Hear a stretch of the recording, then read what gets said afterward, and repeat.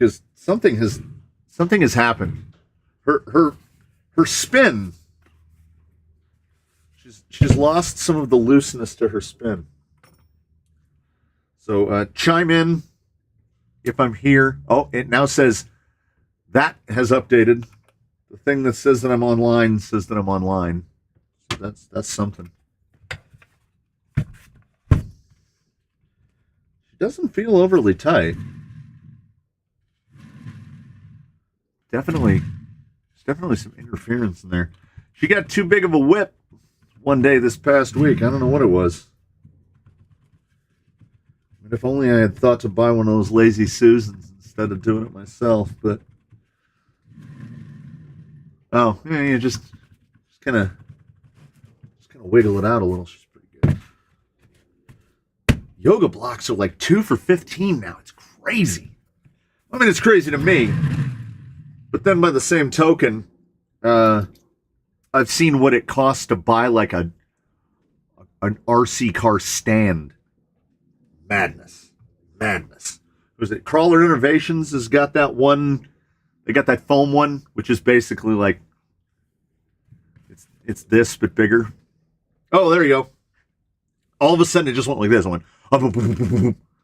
So I don't know.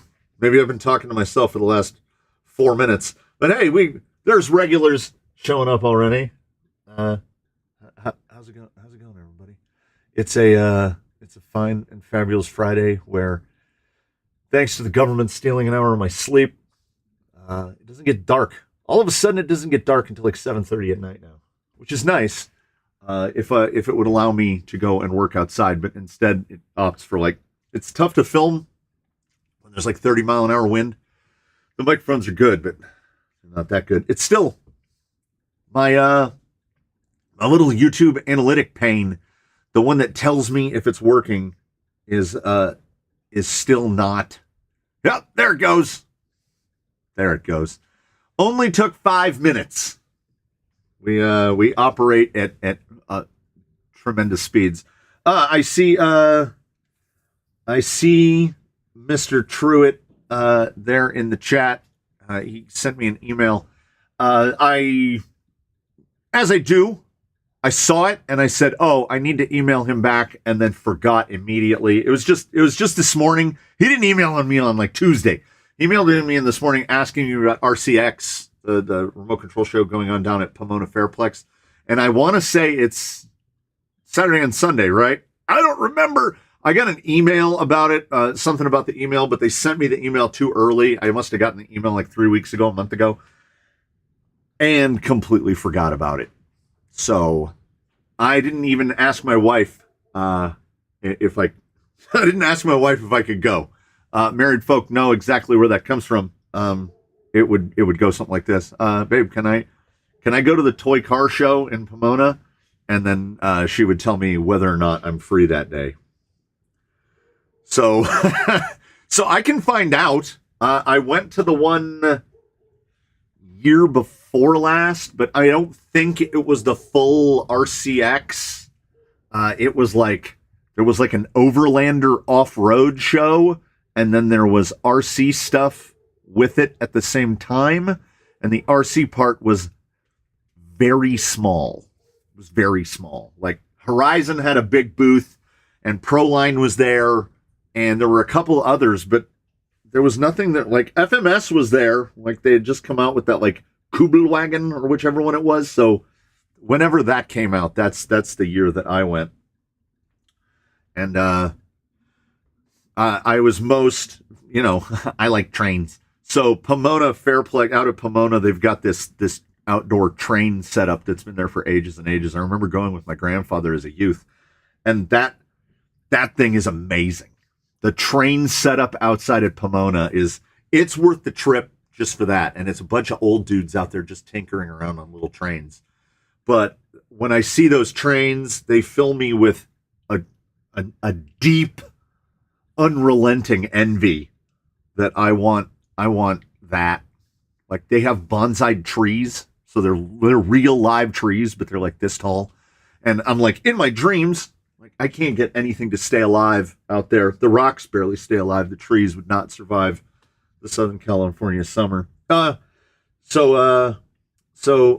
Mr. Truitt says that it's the same thing this year, the Overlander, and it's I'm not upset that the Overlander thing there is there at the same time, because that is wild, man. They've got like overlanding like Sprinter vans converted to be like off-road Sprinter vans, and they're like $150,000. People take overlanding. I mean, I don't know enough about it to say too serious, but holy crap. If you're buying a $150,000 van so you can go, and here come the hands, camping, I don't know if we're thinking about camping in the same way. Who wants to see Crawler Canyon review of the RC four-wheel drive Miller truck? I was just looking at it yesterday, and RC four-wheel drive fully embracing the what I now call double RTRs, where they only sell you RTR except for a couple kits, and all of their RTRs must be completely disassembled, threadlock, and then reassembled. RC four-wheel drive, just save us the extra work and let us just give it to us in a sack, and we will put the pieces together ourselves. Because that Miller Motorsports, I feel like it's going to sack. I feel like RC four-wheel drive and Cross are very similar in this way, and that they've built something that's going to be extraordinarily scale and extraordinarily good looking.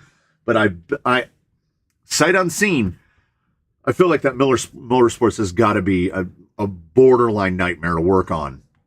I mean, I would work on it. I have a number of vehicles that are a borderline nightmare to work on, if not a nightmare to work on. And perhaps more than anything, I want to test those tires. I want to test those tires so bad, because the RC four-wheel drive Miller Motorsports comes with JD model tires. And for those that don't know, are they still up here? They got transferred into another bin.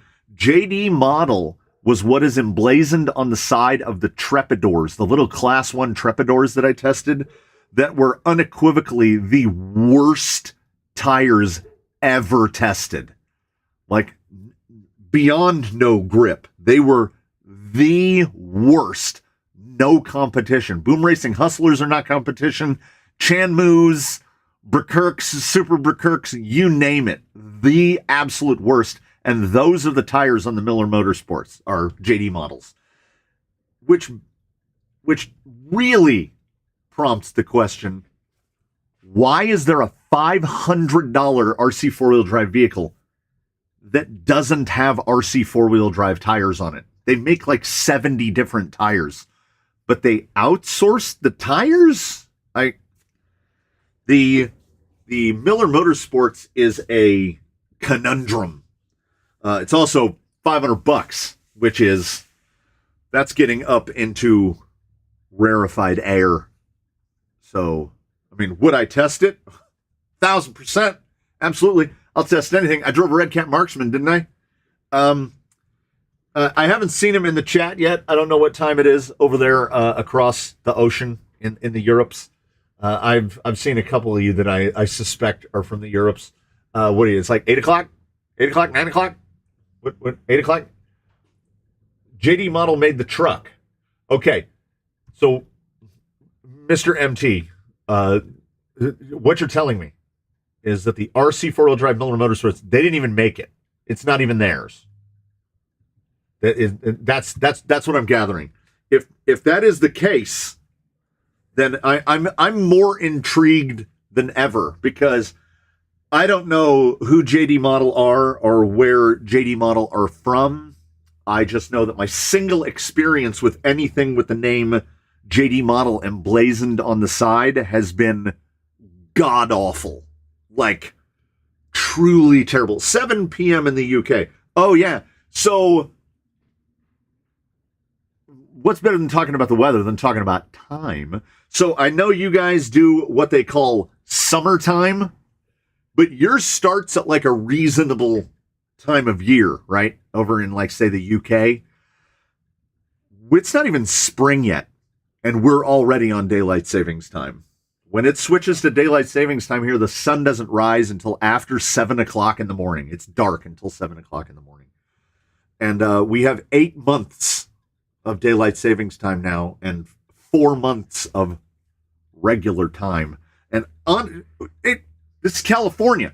Just give us the same time all the time, because then I can talk to you guys at 7 o'clock. See, 9 o'clock in Romania, 7 o'clock in the UK. And I'm going to guess here. I'm going to use mental math.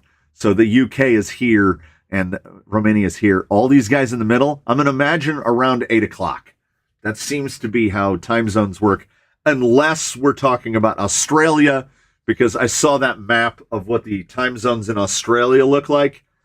And I hope and I pray that the gentleman from Australia shows up in the chat, because I don't believe most things that I see, read, or hear on the internet.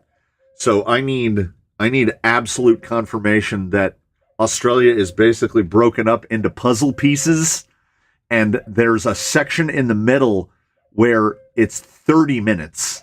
It's either 30 minutes or an hour and 30 minutes different, and that there are multiple segments of Australia that just don't obey daylight savings time. So there's like thousands of miles where it's just the same time, because they sprung forward and they didn't. So it's 8 o'clock here and 8 o'clock here, but down here it's like 7:30. It's bizarre.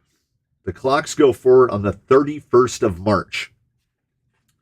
That seems more reasonable. At least that's in the spring. First day of spring is coming up. We're like 3 days, 4 days away, something like that. I think I want to say the equinox is the 18th. We used to obey the seasons, and now seasons don't mean anything, so we just changed the time. Whenever. End of March, we're moving out forward. Yeah, spring. They always taught us spring forward and fall back. But now we don't do it in the spring nor in the fall. I guess it is in the fall. We fall back in like second week of November, something like that, where it's already cold. And then the day that they change it, it's dark at like 3:45. And the sun comes up at 5 a.m. So I don't know what they're training us for, but it's not any sort of consistency in time. So there's enough people here to just tell you outright. I'll blame the weather. I'll blame the time. I'll blame constraints on the time. I'll blame distractions. I did double on Wednesday. We double dipped Wednesday because I'm trying desperately to overwhelm the algorithm, in that Wednesday is my least viewed day. But not just me. A bunch of the channels that I watch, my personally viewed channels, have just stopped uploading. They don't put out new material on Wednesdays. Does YouTube, does people just not watch things on Wednesdays? Is Wednesday a non-YouTube day? So I doubled down on Wednesday. So with 2 uploads on Wednesday, I got almost the same number of views that I had gotten on Tuesday, despite having 2 videos of that day. After the live stream, there's a video up today as well. So a double on Friday. And then I just keep filming tire videos. If anyone hadn't noticed, it was the March Madness there was a tire video every day of the week, including today, because I was being a slacker, as I am all but programmed to do. And I just wasn't doing tire reviews. So I sat down and I mounted 7 sets of beadlocks in one day. And then I started filming as much content as I could. And then I edited one day. In one day, I edited for like 6.5 hours to get enough videos to try to get me ahead, not remembering that I was doubling on Wednesday and Friday. So I'm not ahead. Tomorrow's video is not edited yet. That's how, if anyone ever has any questions, they're like, well, when are we going to get more members only content? Fellas, I have filmed but not edited the video that will be up tomorrow. I have filmed part of, but not all of, the video for Sunday. And that's it. That's as far ahead as I can get. I'm trying. I'm seeing the show that Traxxas is going to have one of the biggest expositions there because we're opening a store here in California. Oh, see, I'd be intrigued.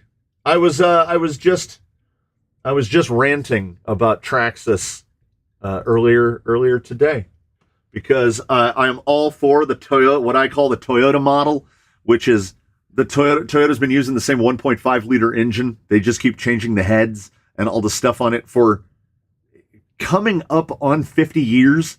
Since the early 80s, Toyota has been using the same 1.5 liter just over and over and over again. So Traxxas, I would say, all but pioneered it in that you can still buy a Bandit. You can still buy a Traxxas Bandit, and it will still have the white nylon pieces, and it will still have Phillips head hardware. So Traxxas embraced it so hard that they weren't like, oh, we're just going to keep rehashing the same thing over and over again. We're going to keep selling it. When Saturn sold their first car, they sold an unchanged car. What was it, the SC1 or the SL1? For a decade. Sold it for 10 years. That thing had paid itself off in the first couple of years, and then they were just making money. And that's the Traxxas model. They haven't made a new crawler. TRX-4M doesn't count. They haven't made a new crawler since 2017. They made the TRX-4, and then they were like, we're just going to coast forever. We've something. Traxxas, anything. Please. Anything. Just something. I don't know what. Shaker MT, Tamiya is worse. You know, you're not wrong, because Tamiya, the pioneers of the we're going to re-release the Hot Shot and the Super Avante and this and that. They sent I imagine this is in my imagination. A Japanese gentleman ambles down the stairs, or perhaps rides a freight elevator down to sub-basement 3, and in the back of it, he digs through boxes and he finds the molds for the Tamiya Hot Shot, and he blows the dust off them, and he carries them back upstairs, and they load them into the machine, and they make new Hot Shot parts. So it's not a re-release. They just started making them again. I mean, so yeah, Tamiya is definitely worse. And I do love building a Tamiya. It has been too long since I built a Tamiya, because every time you build a Tamiya, you feel like you're building a clock.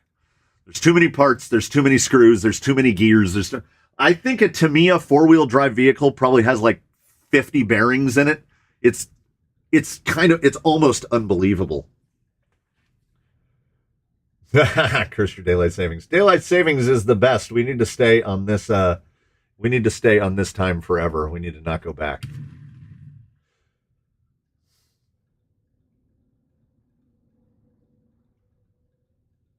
Dragon my feet.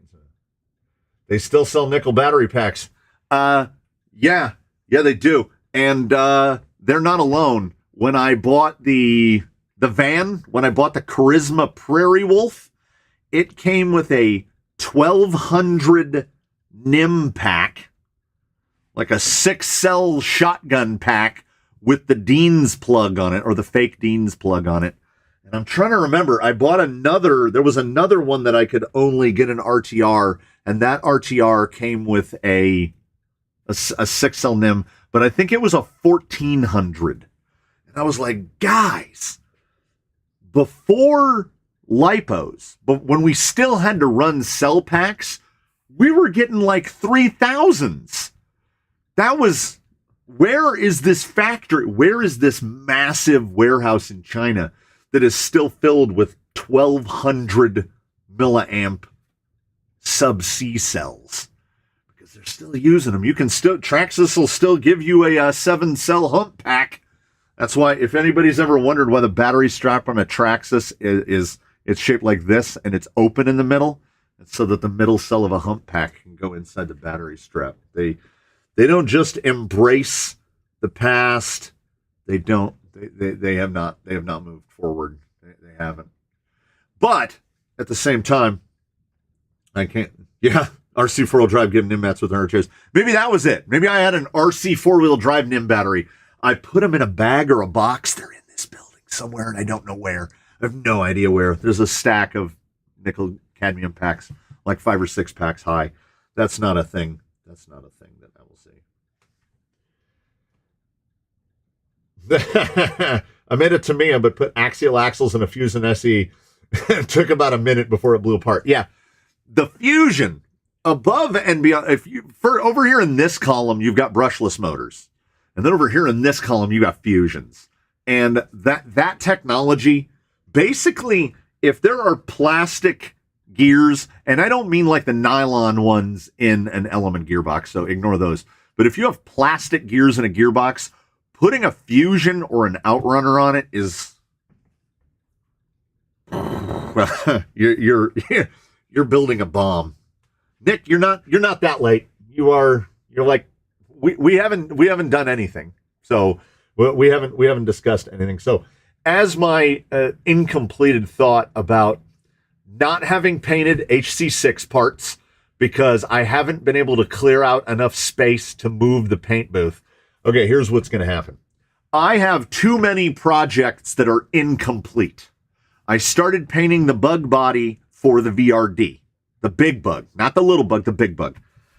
I painted it. I got the half and half scheme working and I hate it. I don't like the way it looks. So I don't know if I'm going to try to adapt that scheme into something better or if I'm just going to start from scratch and repaint the thing. I haven't decided yet. I've just been sitting and staring at it. I have the body painted for the Clever Girl, for the Raptor. I have the base color painted on the Raptor, and that green is obnoxious. It is fantastic. And you know what? I'm pointing, it's right over there. So the microphone's good. It can pick me up.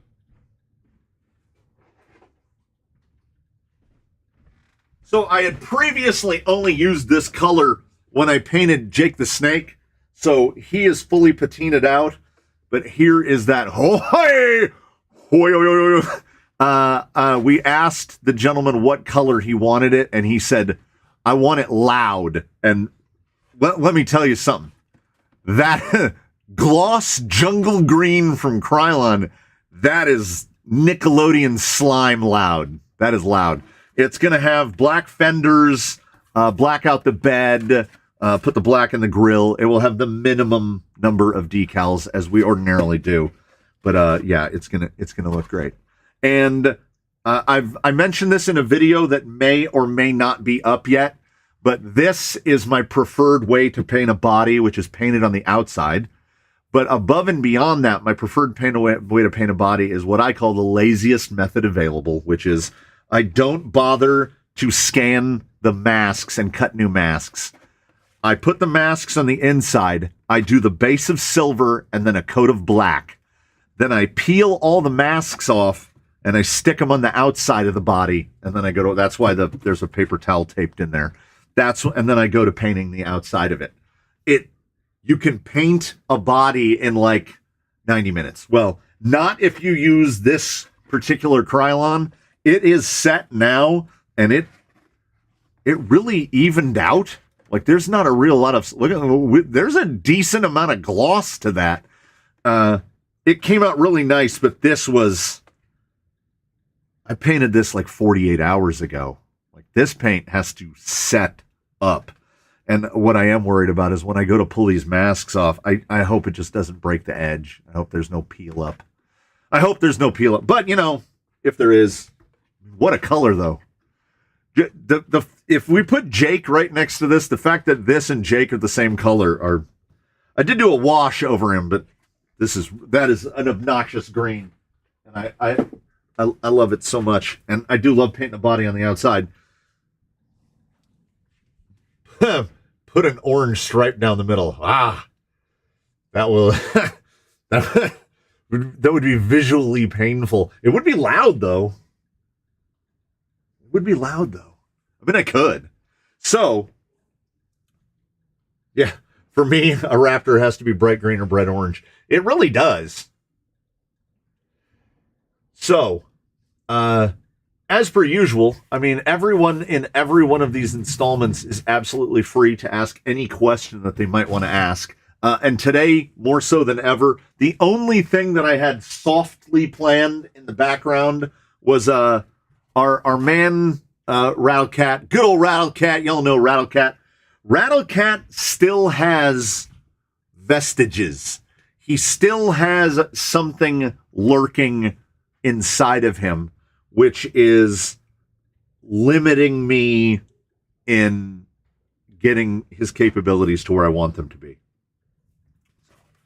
We are going to address that. There will be an installment. There will certainly be, and it came from the Workbench installment.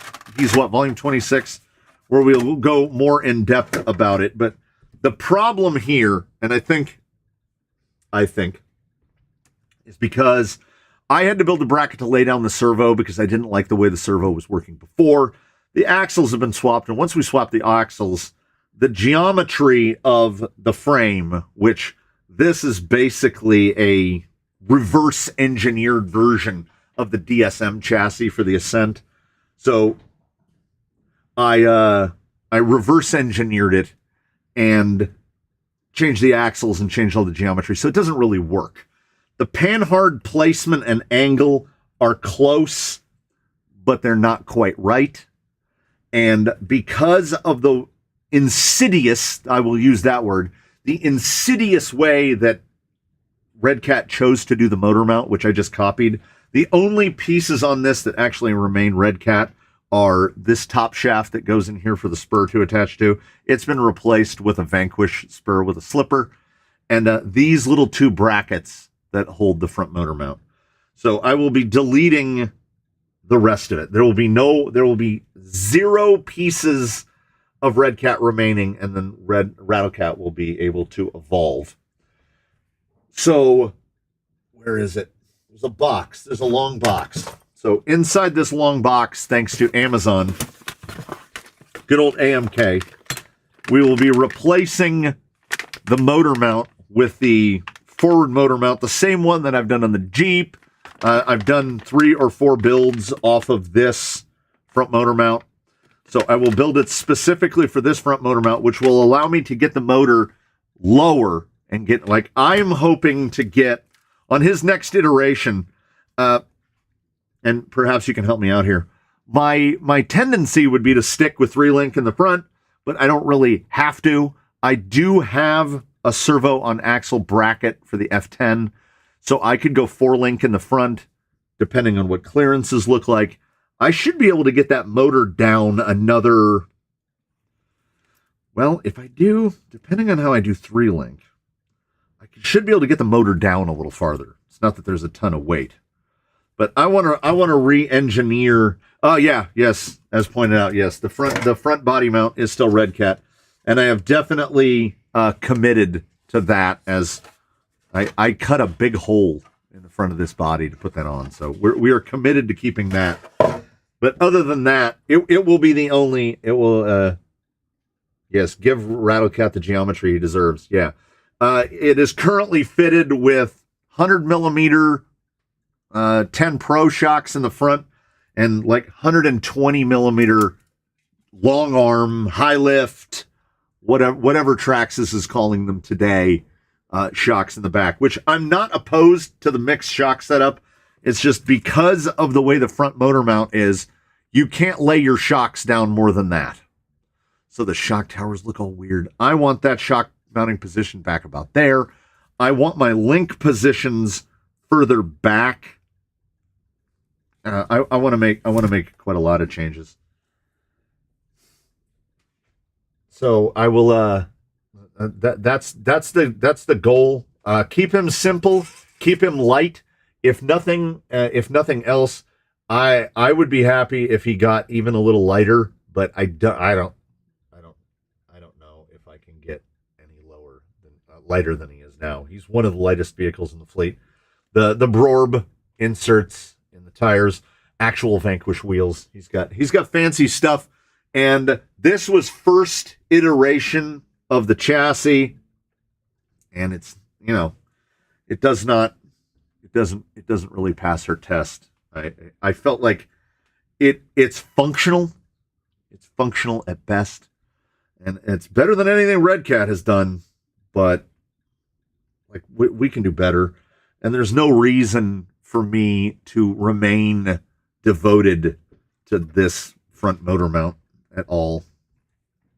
I had to correct so many of the Red Cat problems that I think the biggest failing of this gentleman is that he had to be built in little fits and starts, and he didn't get started from the ground up and then built up.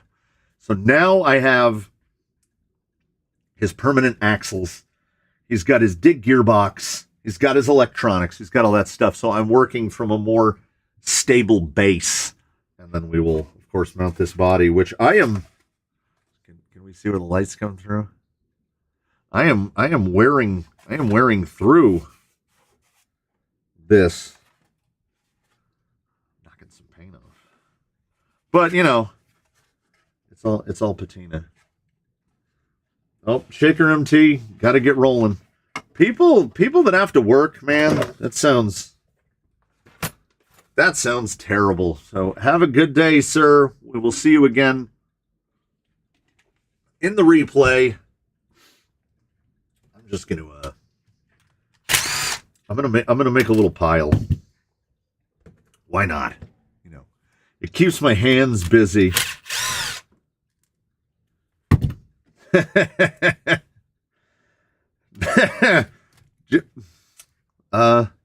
Mr. At the Temple. The Ascent 18th scale has been getting rave reviews. ... From the usual suspects, you know it must be good. Here's the thing about the Ascent 18. Sight unseen, hands not laid on it. It might not be even made. The people that are responsible for the 10th scale Ascent might have absolutely nothing to do with the 18th scale Ascent. So it might be fine. It might be good. I don't think it is, but I do harbor a bias that I am open and vocal about against Red Cat in the crawling segment. People seem to like their basher stuff, and I looked at the Kaiju when I bought my Kraton, and the Kraton was like, at that time, $25 more than the Kaiju, and I was like, oh, speaking of Red Cat, I promised Mr. Adrianson, who has not shown up down there below, daylight savings time will get you every time, that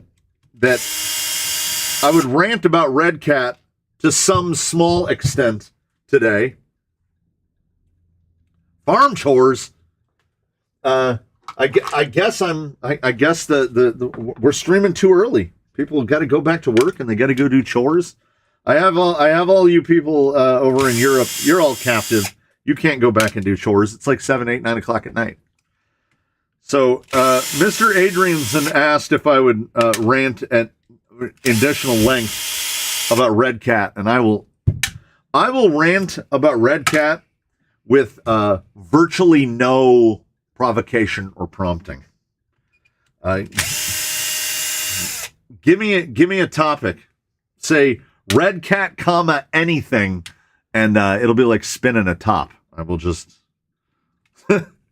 you can just watch me go. And that's the thing. It's not unfounded. I consider it fair, as Red Cat has never given me any other reason to think otherwise. They've not shown me anything that makes me go, oh, they're getting better, or at the absolute least, they're not getting worse. And it has gotten to the point where if someone speaks highly of any Red Cat crawling product, to me, all of a sudden, everything that person says is suspect. I don't like anything from anyone. I don't like everything from anyone. I like Element. Right up here. baseline is an Element Enduro Sendero SE, and he's great. You know what? If you were to put that Element with his Element axles and then put something like built off of a 10.2 builder's kit, you will have to rebuild those axles on that Element before you will have to rebuild the axles on the SCX 10.2.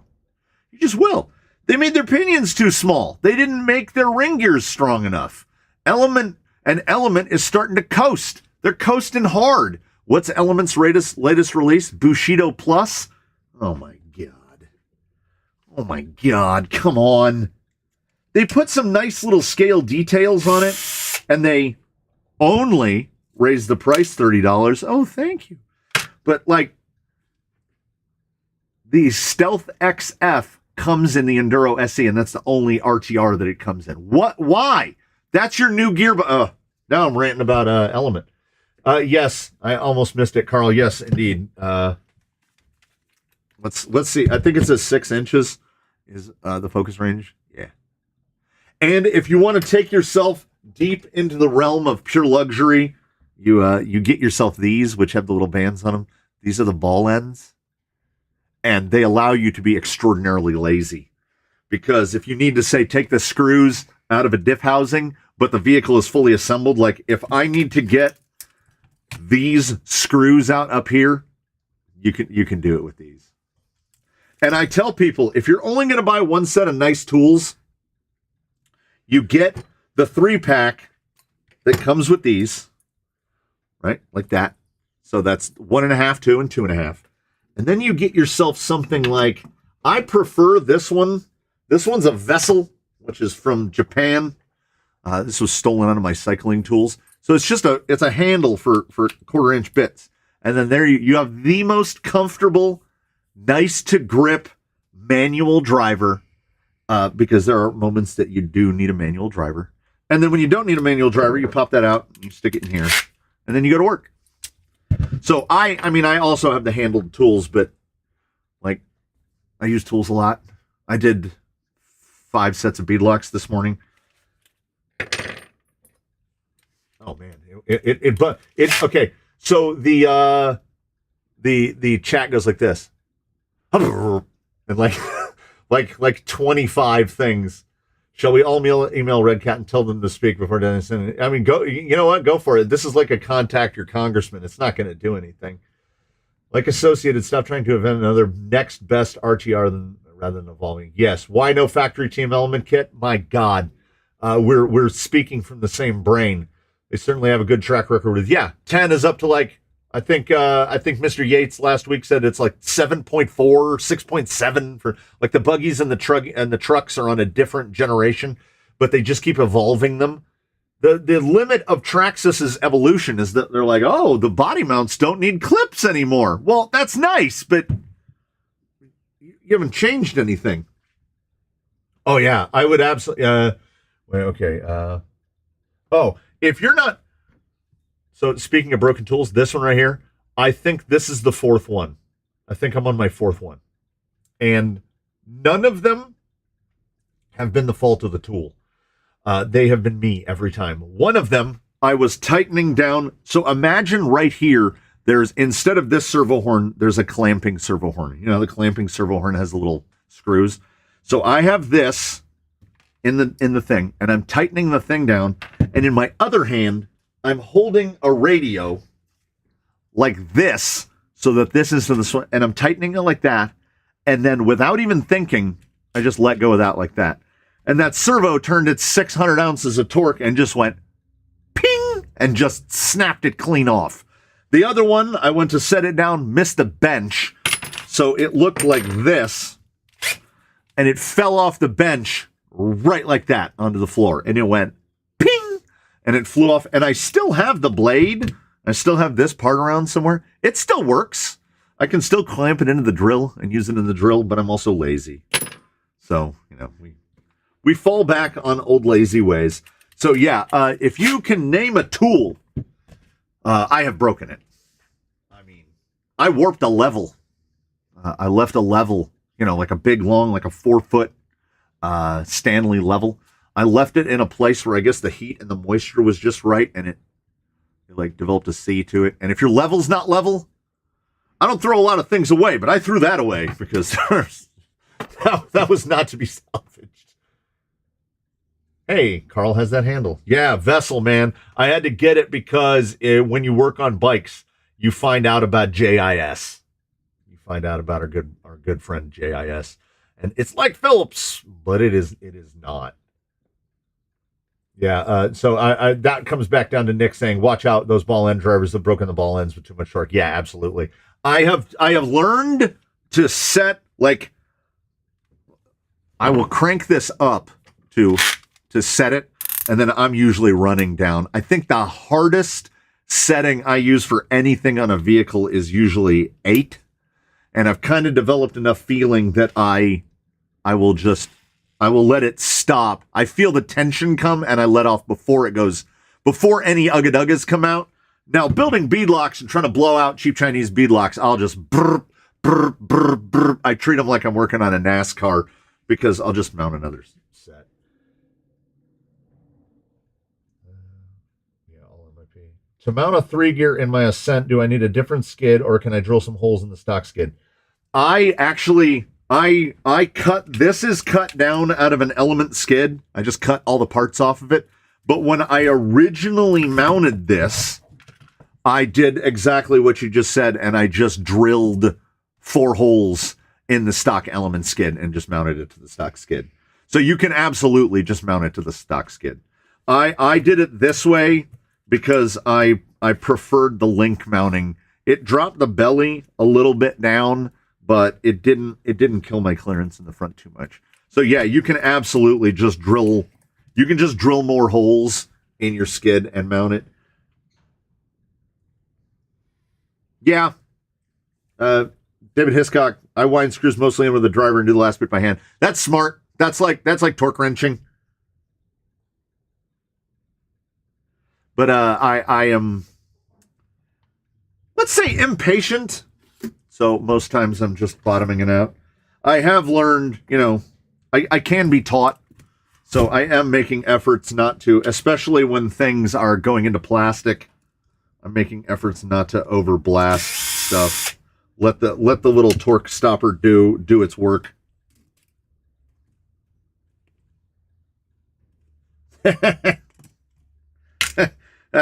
If you don't mind me saying so, Mr. Temple, everything crosshead is a Phillips except for JIS and Positive Drive, and a number 1 Phillips will ruin them all.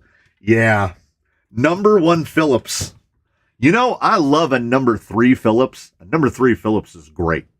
Number 2, we have to live with. I like to, whether it is urban legend or not, I like to believe the story that we are stuck forever with number 2 Phillips because of the assembly line, the original assembly line, and Henry Ford, because there was the competition for the selected fastener, and it came down to number 2, came down to the Phillips head, and it came down to what is sometimes referred to by its name as the Robertson drive, aka the square drive. And they couldn't use square drive on the production line because people would put too much torque into it and keep breaking all the fasteners. So Phillips we're all victims of the Phillips. What the technical term is camming out, which is where the bit rises up out of the fastener, basically drives itself out. So you can buy bits that are anti-cam out, but they don't really work.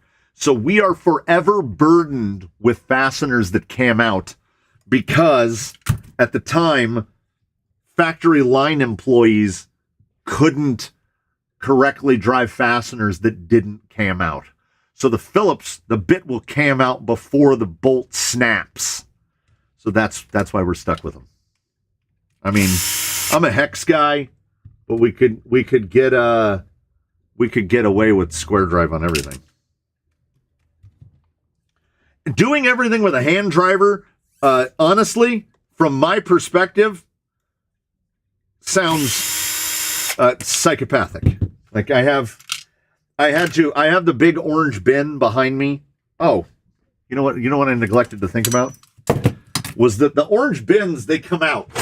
So I traded this to a gentleman, a follower of the channel. So it's one of these things that you see in like hardware stores. And they're 4 bins high.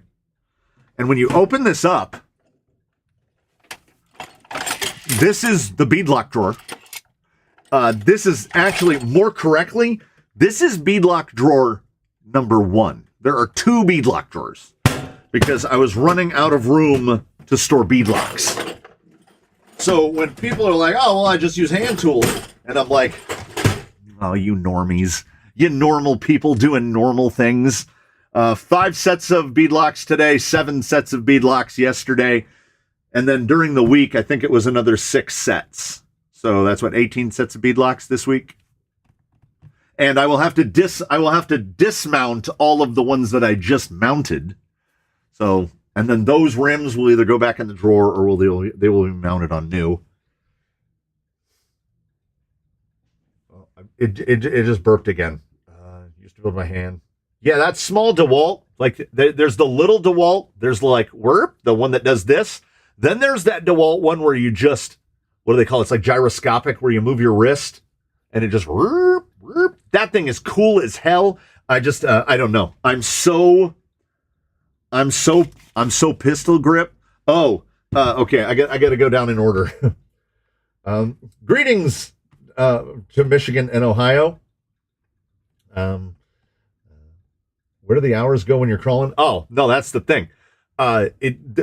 If it wasn't for the sun going down, I could just be out there all day. You could just crawl all day and not even notice it.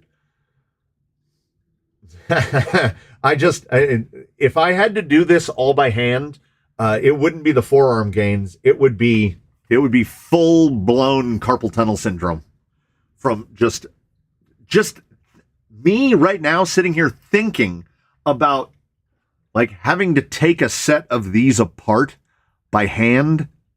No, I don't. There aren't enough hours in the day. Brian Massey added his second truckload of concrete, bricks, and paving blocks. More courses is better. Am I doing that? I don't. Where does the thumbs up come from? That's the one. You won't be able to take advantage of the map. Oh, yes. Oh, yeah. I almost missed it. Is 120C too much punch for an AM32? So think of it this way. Think of the C rating of a battery for our application. Think of a C rating of a battery as like the peak output power of an amplifier. Like they would say, oh, this amplifier can do 200 watts per channel peak, but its RMS, root mean squared, its average output will be 40. And you would say, oh, well, my speakers can only handle 60. So if I get this one at the peak, it's going to blow them up. It's not. Distortion kills speakers. So the analogy I'm trying to get back to is that extra rating, that extra amperage rating, it's better to have it and not need it than need it and not have it. Because if you're running, if I were to take, where is it? I'm spinning around like a dog. Someone sent in some transmitter packs that they bought because they wouldn't fit the transmitter. This is an 8C battery.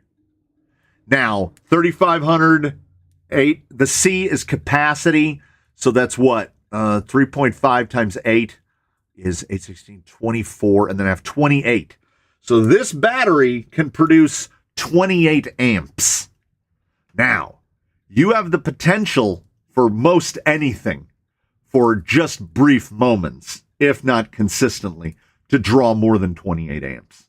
So the first thing that's going to happen is these little guys are going to get hot, and then these guys are going to get little hot, and then if the draw continues, these little guys are going to get hot, and then they're going to get real hot. So low C bad, high C better, but realistically, if the pack is above 30, 30C, 30C, 35C is fine. It's fine. I did a video some while back where I think they're right here on the bench. There's one. Yeah. Okay. One of these is a 4S and one of these is a 3S, but we're talking the same form factor. And for the purposes of saying it, it'll be the same. This is a 2235C, and this is a 1300C.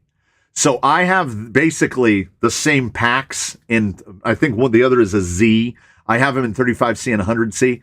Our amperage requirements are so low in crawler motors that it's indistinguishable. I drove the 35C back to back with the 100C and the 120C, and they're 150C batteries. Also, when you start to see claims of those really big numbers, be skeptical. Be skeptical. If it was a, say that, let's round the numbers so I can do the math. Say that this was a 2000 pack instead, and they're claiming 150C. So they're claiming that battery can push 300 amps burst. I don't know. 300 amps should be should at least be enough to start a lawnmower. So theoretically, if this were, I have one in RoboKitty. I have this exact 100C pack in a 2200. According to their claim, I should be able to start my riding lawnmower off of this battery. I don't know. I don't want to try it because I don't want the battery to explode in my lawnmower. And now it went like this. Hello from Albania. I almost read that as Alabama. But, hello to Albania. Still doing it all by hand. That's crazy.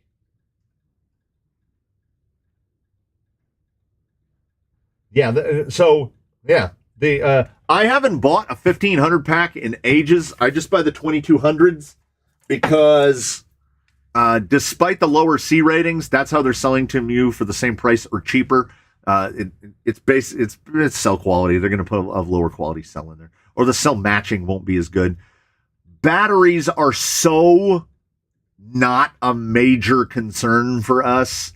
Aside from days when I've been driving when it's like 100+ degrees outside, the batteries never even come in off the course, even remotely warm. The rest of the vehicle will be warmer than the battery. The hottest thing in a crawler tends to be the servo. It's doing the biggest amount of work. And then the motor might get a little warm, and then the speed control might get a little warm. But I've never had any problem with batteries anywhere from 30C all the way up to ones claiming 150, because I'm definitely more prone to believing the 35C rating than I am to believe the 120, 150 rating. I need help with that topic. Can you explain a little bit of the thing of AM32 plus Outrunner? I have seen it a lot, but don't even know what it is. Okay, so... Well, we can't use this one because he will... I've powered one of these up before when this is here, and it will go like that, and you will blow everything apart because these are strong enough to do it. So whose radio is close? We'll grab this one. We'll grab this boy. Oh, I have a... We'll grab this boy who is running... So the Rhinos are all AM32 architecture based. So this is a Rhino V80, and the Rhino V80 is nice because in the grand scheme of things, it's not overwhelmingly expensive. They're 70 to 80 bucks, 80 to 90 bucks, depending on where you get them. And they have a 10 amp internal BEC, so they can run pretty much anything you want for as long as you want. So I tend to opt for receiver powered servos with them. But what they do is they're using software, they're being reflash and using software that allows them to run drone motors, right, which are Outrunners.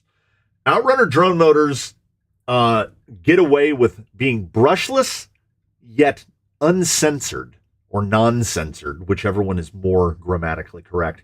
They get away with this by just sheer number of poles. For those now we got to get into some more theory. So every magnet has two poles, positive and the negative. You have two poles.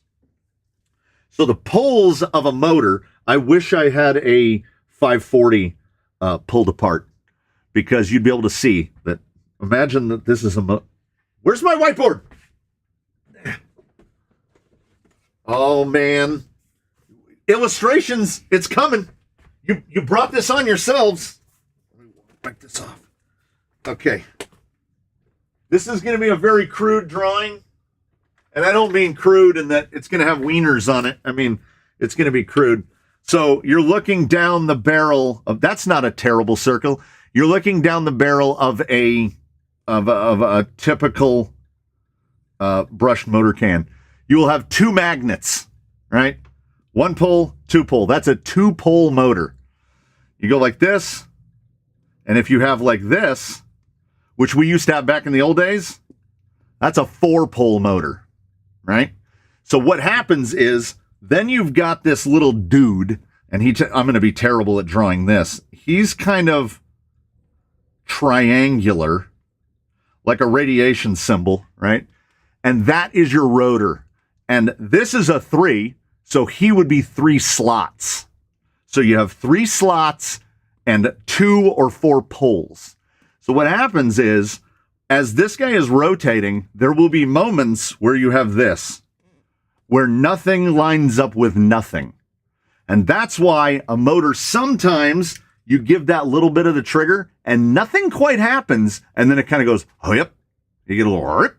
And that's because this guy has to line up more with that guy.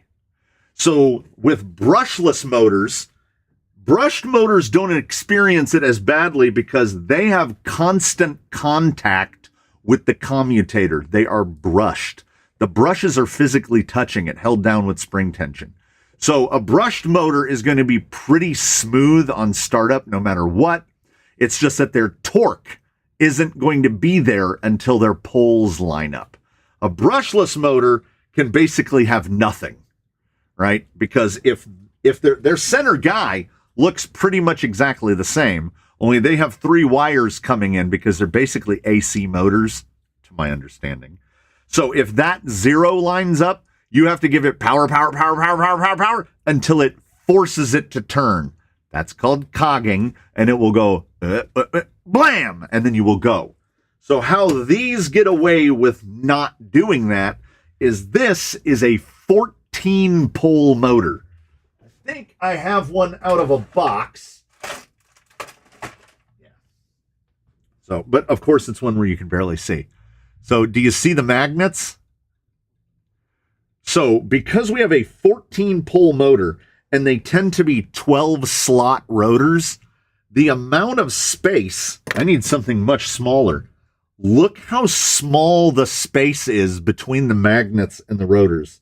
So basically, with having so many poles and so many slots on there, I mean, look at the amount of copper in there. There's never a time where they can, because they're different numbers, there's never a time when an empty, all the empties, like a key in a lock, all of the empty spots that aren't magnet and all of the empty spots that aren't part of the rotor, they can't line up. So they're always lined up. So these motors are prepared to make torque all the time. They're just ready. And then, yes, someone just said, I'm missing too many, but somebody just said the Fusion. Well, yeah, a Fusion is basically a sensored brushless motor all in one, which uses a Hall sensor. And it's too much to go into. Fusions work through the collaboration of pixies and the inherent ability of a pixie to perform magic, because pixies are magical beings. They've captured pixies and they put them in a metal can. And then those pixies, they perform these magical acts. I don't know if it's abusive. I don't know if the pixies suffer. I don't have any insight into that. I just know that they are very, very good at their jobs. Because on paper, a Fusion is only working because of the power of the software, as it has an underpowered speed control and a rotor that's not big enough, nor long enough, nor short enough. All the dimensions of that motor, running a Fusion is a lot closer to running a 380 sized motor than it is to be running something like this. Yet they will produce an amount of torque sufficient to break all of your parts. So there's a lot of, like this gentleman right here. This is not the best set of camera elements available in a phone. But the software they use to manipulate the images between those lenses and when they are saved, everybody's just trying to catch up. So it's kind of the same thing with the Fusion. Now, Yes. Respect Pixie rights. When you talk in this area, how do you get more torque in a motor with 1,000 kV rather than 800 if the motor is the same otherwise? Technically, you don't. Higher kV, more revolutions per volt is more power. It is more watts, because to turn more revolutions per volt requires more power. So compared side by side, well, for simplicity, let's say a 1,000 kV versus a 2,000 kV. The 2,000 kV isn't going to be twice as powerful. It is going to be more powerful. It is going to be a higher wattage motor. I suppose that in some situations it might be twice as powerful, but it is going to be less efficient, because as the lower the kV goes, the more efficient the motor gets. That's why you'll see that like electric skateboards and powered electric scooters and stuff like that will be super low kV stuff, 500 kV, and they kV down and they volt way up. We're talking 72 volt, 80 volt, and even yard power equipment, brushless yard power equipment, chainsaws, weed eaters, blowers, that stuff, same thing. They kV way down and they volt way up.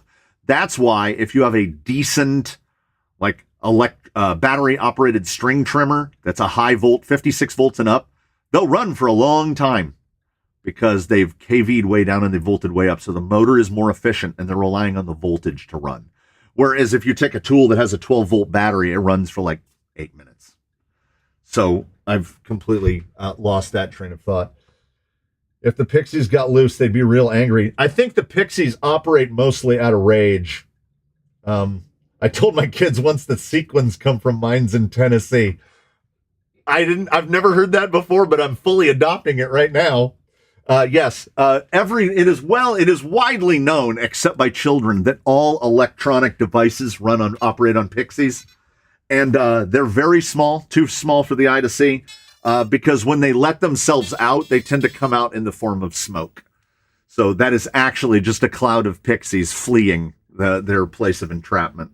So, as I had mentioned, I think we've got this thing. We can go down to a really fine and hit cruise control and go. How high do we have to go up before we get motion? So we are at the verge of, like, see right there? See how we can do this? We're basically feeding that motor so little power that it can't keep rotating on its own. So if I dial a little, I'm just using cruise control. There we go. So that's at 9% throttle, and you can kind of hear the motor's it's a little chunky, but because of the way these work, because they have so many poles, they can make so much torque, I can't fully stop it. And then, I mean, look at our wheel speed after our gear reduction. Yeah, Outrunners are amazing. Outrunners are truly amazing because a motor of the same exact type will spin at an ungodly amount of RPM and make a drone fly. Because when these are used in drone operation, literally, the propeller is attached to the end of the can. There's no gearbox. There's no nothing. This is motor and gearbox all in one. They basically use technology to act as a gearbox.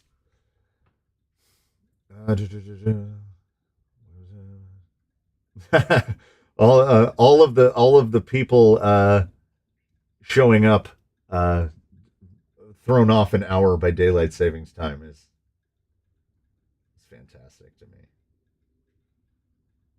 Oh no, yeah, I almost missed. I thought it was way more complicated. No. It in everything we do, an amplifier in a house or a car is just, it's changing voltage. It's either exchanging voltage for amperage or vice versa. It's turning low voltage into high voltage, or it's turning low amperage into high amperage. It's doing one or the other. And that's all these are doing as well. They're just manipulating. Well, these are kind of DC to AC converters. Basically, brushless controllers is just DC to AC. And I need to point out, I am not an engineer. I have gleaned knowledge sufficient to bumble my way through and figure out how to work on things. I still work on house electricity live. Like if I need to rewire a switch or fix a ceiling fan or something, I'm not going all the way outside to turn the breaker box off. The only thing I treat with any respect is 220 because I've been knocked down a couple times. So, but working on this, I solder on motors that the whole system is still energized. And I still do it all the time because nothing bad has happened. It hasn't, I haven't blown anything up. I haven't lit myself on fire. So I'm just going to keep operating the same way until something bad happens. If you were to put a single speed gearbox in Jolly Green, what gearbox would you use? Jolly Green is running a single speed TRX4 box. And genuinely, I do think he could benefit from a bit more gear reduction. Oh, you mean other than a TRX4 gearbox? Okay, I had to determine the subtext out of that. Something 3 gear, anything stealth. Anything 3 gear, anything 3 gear, but robust. Like that would be the thing that would stop me from a stealth. He's already loud, so it's gonna have to be beefy. Because there's that Axe 3300 just waiting. Ooh.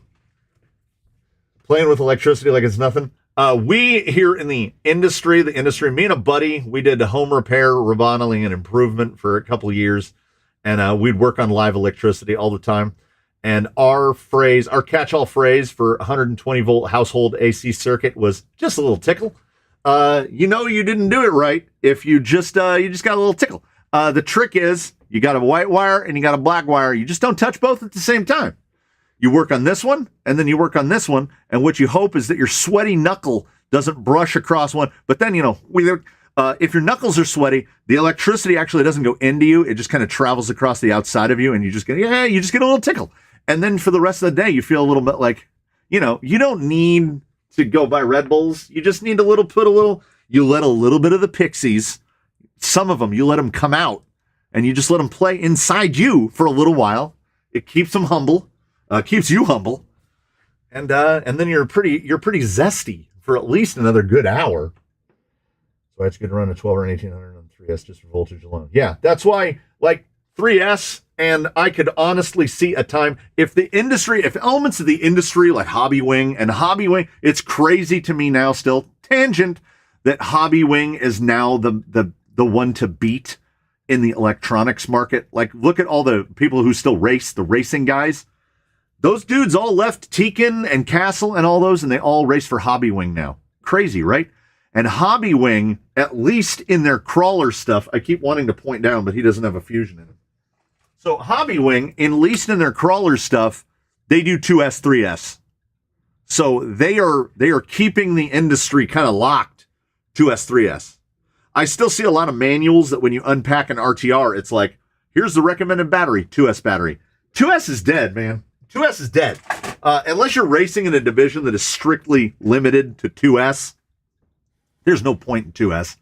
3S is literally 50% more power, which means you're going to get 50% more runtime out of a battery of the exact same size. You can run more powerful servos and get more power out of a servo of the same size. There's no reason for any of us to be running below 3S. If you're running 2S, come with us. Come with us, not to the future, but merely to the present, where 3S is like, as far as I'm concerned, the baseline. I got a stupid question. I got an LRP 550 4.5 turn, aka 4700 kV brushless system, and an SCX10 metal replica kit. Would the motor work for a crawler? How fast do you want to go? A 4700 kV in a crawler without an astonishing amount of gear reduction. If you were running it on 2S and paired, say, TRX4 axles, which are the most portal reduction axles you can get, with a 3-gear gearbox or a 3-gear gearbox feeding a transfer case to run you could run a 4700, but you would need gear reduction in the neighborhood of, I'm going to say like 120 to 1. And It's still probably going to get warmer than others. The hottest thing we have in here is a 3300, and it's too much. I would say the median for everything here is 1800. 1800 kV is kind of the sweet spot. You can run an 1800 kV. That Fusion I just had a moment ago was an 1800. You can run an 1800 in anything, pretty much anything. It'll be a little hot for some straight axle rigs. It'll be a little cool for some portal rigs. Like he's running a 2500 in here, and he has a 2-speed, and we put the 2500 in here just for stupids, just for stupids, because the TRX4 2-speed. What gear are we in? Okay, so here's first gear. No, that's second gear. We'll go back into first. See, you can get away with it because first gear is not too bad. The TRX4 gearbox does not have a ton of reduction in it. So, like, say if you had that 4700 and you tried to put it in here, nope. It would go really, really fast at least once. And then, oh wait, what axe system would work in a portal scale 1/8 scale crawler? The Axe 3300, Axe V2 3300 would be, you would still feel like it was too much. That's what I run inside Jolly Green, and it will throw that 13-pound rig around like nothing. It will take the whole rig and just, whoop, you just launch forward. It is a lot of power. So even if your rig is heavy, I think that 3300 could go 15, 16, 18-pound rig and still just be fine. But you will be looking, don't do it on the 35C batteries. That power system could draw, indeed, more than those low ratings. I run crap electronics on everything with NIM batteries. Well, I mean, there's something for everybody, and some people like to live out there. Well, here's the bonus to that. Here's why I can respect and see the point of that. You can get those crap electronics and those batteries for next to free. So, I mean, I get it. I'm not saying that I get addicted to the finer things. I have a band that I like to operate in. I don't like the super. It's not Cartier. We're not up here, but we're also not Dollar General. Kind of somewhere here in the middle. It's pretty good. Like a Rhino's pretty good. Bring on 4S. 100% agreed. RC Family said, I like 4S, but run mostly 3S. Same. I started off having 1 or 2 4S rigs, and now there's probably 10 4S rigs because I don't care that higher KV is more power. I will take that efficiency because 9 times out of 10, or better still, perhaps 99 times out of 100, we don't need that extra power. I'll take the runtime because if I can be out on the course just being beautifully mindful and simultaneously mindless for 2 hours, I'll take it. I will take the lower power with greater efficiency. So yeah, 4S is great. Just remember, if you have a rig that was built and set up for 3S and you put 4S in it, you generally, you cave. Like if I know the rig is going to be built 4S, I KV down. I don't think I have 4S on anything hotter than 1400. I think they're 1200s and 1400s. Zoidberg runs a 900 kV and Rusty runs a 760. I think 760 is the lowest thing that I'm running. I have no money and I spend my money on building more rigs with crapper electronics. I get it. I'm with you. I plan to install a Snubnose V3 in the VRD someday. I'm not sure if a 2040 kV would be the best choice on 3S. You'd be fine. You'd be fine. I tell people typically, if you're going to put an Outrunner in a Phoenix, 2200 is where to go. Most of my Phoenix, my VFD twins are running on Fusion Pros 2300. That 2000 range on 3S is pretty much perfect for a Phoenix or a VRD because they're both on the F10 portals. I tell people to sit down lower, maybe around 1800 for the straight axles. You can go to a 1200, but with a VRD and F10 straights, I prefer an 1800. 1200 is a little too pokey for that. I want a little bit more zip around. I like 4S, but you can break stuff quicker if you're not careful. That's true. That's true, because wattage is going up, torque is going up, everything's going up. And if you're talking about something like a TRX4, everything is pretty robust. And I know people are running 6S through TRX4s without any issue. It's just that it's more power. Like if your daily driver car makes 100 horsepower and it's in the shop, so the rental car they give you has 400 horsepower, treat the 400 horsepower with a little more respect than you do the 100. It's not that things happen 4 times more quickly. It's just that it gets there faster. Sometimes faster than you might anticipate. What KV outrunner do you recommend? My KV recommendations, here's my basic recommendation. I like an 1800. I think I have the 1800 in the most things. If you're building, because the low speed control is so good, like I said, this is a 2500. So outrunners don't have to play as tight to the rules, my unofficial rules, where I generally say 1200 for straights and 1800 for portals, because when I'm talking about that, I'm talking about SEs, Fusion SEs. When I'm talking about these, you want to buy your motor for your final wheel speed. And you can determine the final wheel speed by using math. This guy's final wheel speed is stupid. I happen to have the 2500. He was going to have a 1470. That's what I tend to put in TRX4s because, as I said, no gearing reduction in the box. All the gearing reduction is in the axles.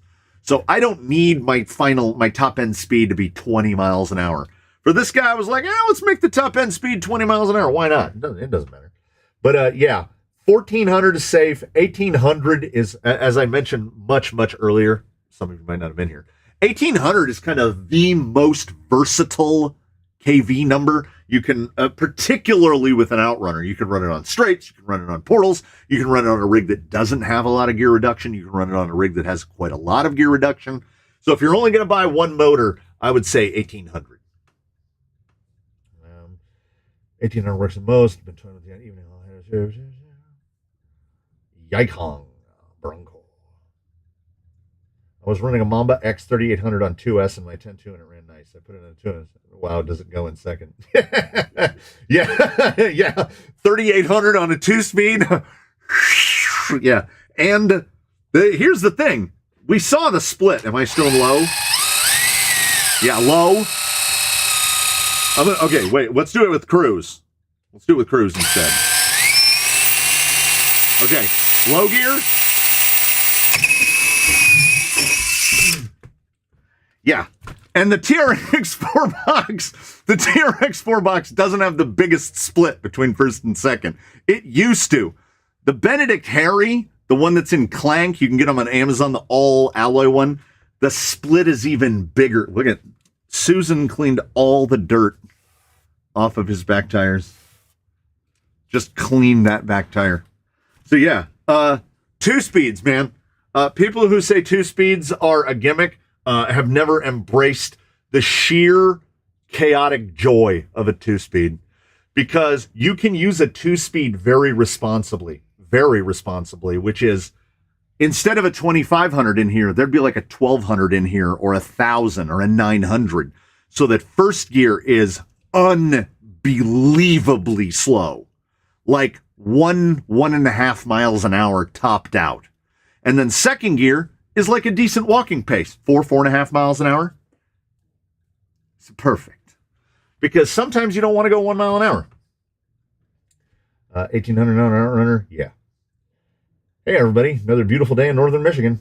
Michigan does not exist. What brand ring and pinions do you usually go in for looking for over and under drive in your axles? Any axle brand. One of my favorites as of recent, I don't make anything off of them, but AMK sells, okay, I do need to clarify. They sell 2 packs for TRX4 axles. They're in here. They sell an underdrive and an overdrive together for like $20. It's either $20, $24, something like that for the pair. Traxxas for the ring and pinions are $40 each. So instead of spending $80, you can spend like $25. The TRX4 ones fit immaculately. They just pop right in. They sell the same ones. They also do the 2-packs for AR-44s, but it's usually like either 2 underdrive gears or 2 overdrive gears. So it's either 2 833s or 2 827s or 2 820, but they're so cheap. They're like $20 a pair. You will have to have a bag of 7mm shims though, because they will not fit right this way, side to side. Do I have an open housing? Do I have an open housing? Okay. Pardon me, Kronk. I'm going to leave Kronk plugged in for the rest of the day. We'll see if he explodes. Okay. So when you put the ring in here,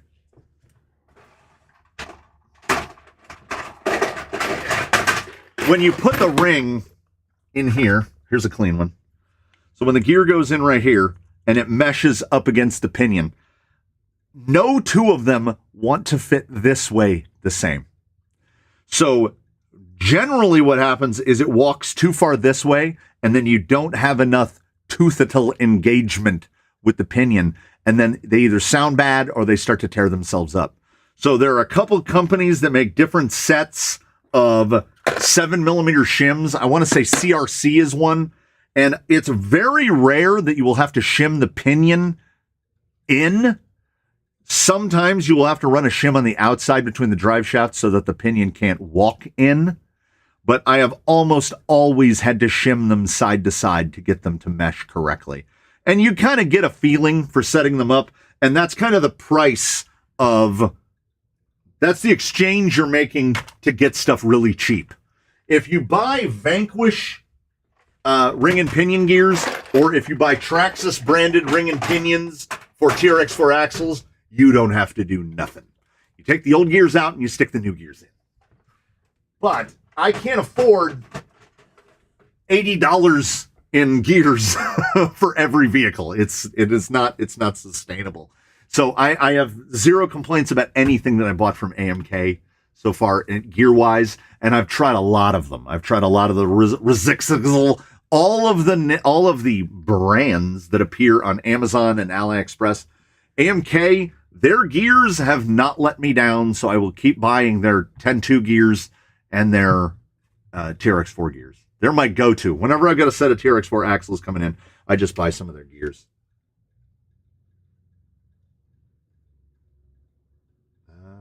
What are the transmission components in this rig on the bench, especially the gearbox and motor mount? That was up longer. So was that Kronk? Kronk is all TRX4. Or was it this guy who is half taken apart?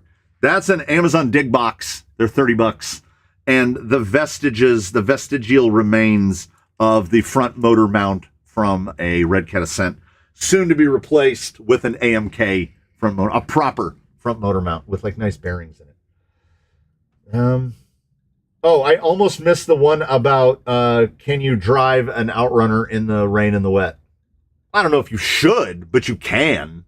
They are open, very open, some more open than others, but most motors are going to get stuff in them.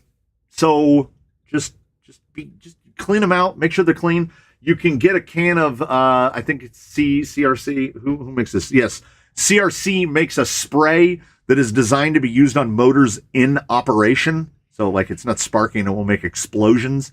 You can just hose your motors out with that and you'll be fine. We used to hose brush motors out after running, like immersing them in mud.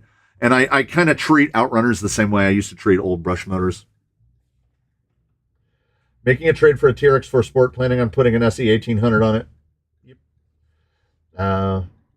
So what is the price difference between the Quicker Infusion and Z worth the money for a beginner? Honestly, no. If you have the, so $150 in this hand buys you a Pro. $150 in this hand buys you an SE. It buys you a nice set of tires and some Amazon beadlocks. Way better expenditure of the money, the SE and the other stuff. Or an SE and one of these. Way better, because the only contact you have between the vehicle and your body is this. Oh, he's still on over there. You might as well like the radio. So I would buy something else and an SE rather than a Pro. Where are we going? Gare said, I bought a 2-pack of the AMK. The only thing I've seen is they are older of the 3-bolt and not the new 6-bolt axial. I've gotten both. I've gotten the 3 bolts and the 6 bolts. Just be sure, little purple thread lock, and I don't think it matters because the 3-bolt ones have the triangular base, so they're keyed in. It's never going to slip. You're never going to shear one of those bolts off. I think that's why they went to 3 bolts is because of the triangle base. I'm more confident in the triangle base with 3 bolts than I am with the circular base with 6 bolts, unless we're talking about like the Vanquish gears, which you're never going to break. What gear did you use on your axial Rift? I'm trying to find the right gear that fits a Fusion Pro to try in my Rift. It is the spur gear for a Traxxas Emax. It is this. It's a 72 tooth, 32 pitch, and it will look just like this. It will have the old vestigial bearing holes in it, and they're cheap. I can't remember the part number, but they're like $5. And then you cobble it on to where the spur gear goes. There's another option for it, and it's installed on the vehicle. I put a Kimbrough on there. That's why I couldn't find it. But yeah, that will allow you to use 32 pitch gears, and then you're free to do with whatever you want. HVT03. I apologize if I'm missing him. It's moving fast now. I bought AliExpress capper axles for my Zoidberg leg build and had to shim the diffs. Yeah, with few exceptions, like I would say everything other than Mias. I haven't had to shim any of the Mias nylon axles. But pretty much every other clone axle, I've had to shim the diffs. They've either come shimmed or come needing shims, one or the other. Never store lipos connected in cars. True. RC Family says Kronk. Yeah, Kronk is just 100% TRX4 on the inside. TRX4 gearbox, TRX4 shafts, TRX4 axles. So he's just a TRX4 with the 2-speed. Speaking of dig, would love to get a link for a dig to purchase and how to install. Anybody who wants to try dig, you go on Amazon. We're not, you know what? We're not messing around with like affiliate links and stuff. I don't care. You know what? We're here and we're having a good time, and I'm desperately trying to keep up with the chat as it goes by. There it is. So this guy, you want this guy right here. He comes in gold and black. He costs $29.99. If you do a search for crawler gearbox, it's this bundle of that is that. So if you want to see how accurate, look how golden god that is. Gold. Look at this. It's goldish. But what do you want? It's $30. They're all metal. They've been listening to my complaints. They actually come with grease inside of them. You bolt it in. It bolts to a standard 3-gear pattern. And boom et voila, you've got dig. There we go. That motor mount on Kronk is open top. Oh, yes. Yes. This is an Injora. This is the Injora. So this whole chassis from Injora, and the beauty of it is if you look this chassis up, at no point in any of the item description, unless it's been updated, do they mention that it's for TRX4. They just call it like a crawler LCG chassis. So they did something very genius.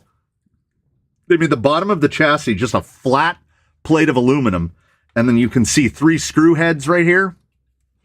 That's the motor mount. So the motor mount is this like massive 4mm carbon plate that just mounts the motor out to the front. But the exact same configuration as a standard TRX4 gearbox. This is a true bolt-on. You take your axles and your gearbox and they all just bolt in. Same link. The front link lengths change a little. They get a little shorter. But yeah, it's a great setup. And it comes with the links. I almost forgot it comes with links. I can't remember when I built it.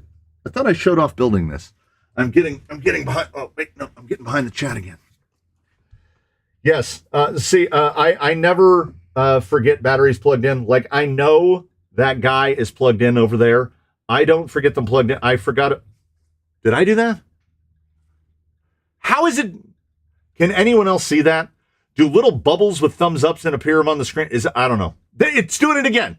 Can anybody see that other than me? Am I losing my mind? I left a battery plugged in Baseline a couple days ago. I hadn't forgotten to unplug a battery in years. So a stealth Xbox with the overdrive and an outrunner for a TR6 might be nice and quiet. Yeah, it'd be dead quiet. If you need an even bigger BEC, an external 10F is only $15. Yeah, but they tend to be huge. David Hiscock says, you're the reason I bought my Fusion 1800s. I can't have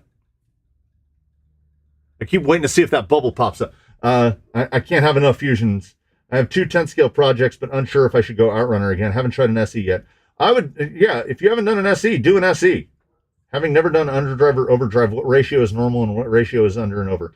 Under implies the gear in the back and over implies the gear in the front. So over is making the front spin faster, but under is making the rear spin slower. I personally think 20% is about the sweet spot. You put like a 10% overdrive in the front and a 10% underdrive in the rear, you get about 20%. If you're only going to do one gear, I recommend underdriving the rear, because if you overdrive the front, it makes your overall speed faster. And we don't tend to need to speed up a lot. Underdriving in the rear will just make that one slower. It won't speed the whole vehicle up. That's if you're only buying one. Today is more Q&A than a building live stream. Yes, it is. I would really love the Outrunner in my LCG. It would be nice to save some money. Yeah. And the thing is, the people will beef. They'll be like, oh, well, Fusions are heavy, and they're not super light. They're close to the weight of a typical 550. But that is speed control and motor. And the first time you install a Fusion is like taking a drug, I imagine, because the mounting is so clean. There's nothing else to mount. You're going, well, now where do I stick all these wires? Because there's just extra wires. I don't have to route things. I don't have to put a special pad in just to put my speed control on.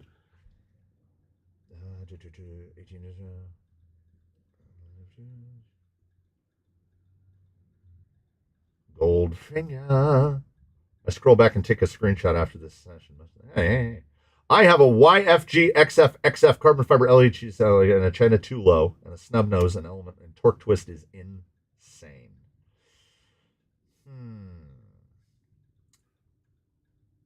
Honestly, this is trending into the theoretical, but I think part of that, at least part of that, is that gearbox.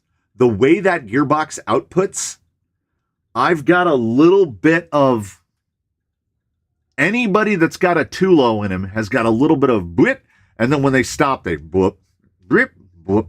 And I think, at least in my case, I can't speak about anyone else, it's because I have to make some rear link sacrifices because of where that, and you know what? Just so people know, the building's not going to burn down. And a prime example. So, we got a 2 low. So ordinarily, this upper link would be mounted at least one hole further forward. I feel like his geometry is okay, but you see, I had to run shock keys to get the shock into a better position because I couldn't get the shock hole into the position that I wanted, because I couldn't get the link into the position when I wanted to get the wheelbase, because this guy is kind of in the way of everything. So I think something about the way they output, he's got a little brip and torque twist with, and he's only got a tiny little bit of it because he's on portals. But when you're on straight axles, oh, that's the problem. Where's the guy that asked about it? Kalen, that torque twist, I want to help you, but I don't have a 2 low hooked up to straight axles. Currently my 2 low gearboxes are both on portals, and they have a little bit of torque twist. Portals genuinely or generally remove almost all torque twist. So you might have terrible torque twist.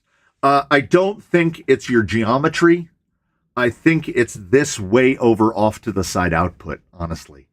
And I'm trying to think of how to mitigate that doesn't involve putting portals on it. I'm gonna think about it some more. Mias portal, remove pinion E-clip to get drive shafts to fit. I have had to remove the pinion E-clips on, I think, every single axle I've ever gotten that comes with pinions with E-clips on them.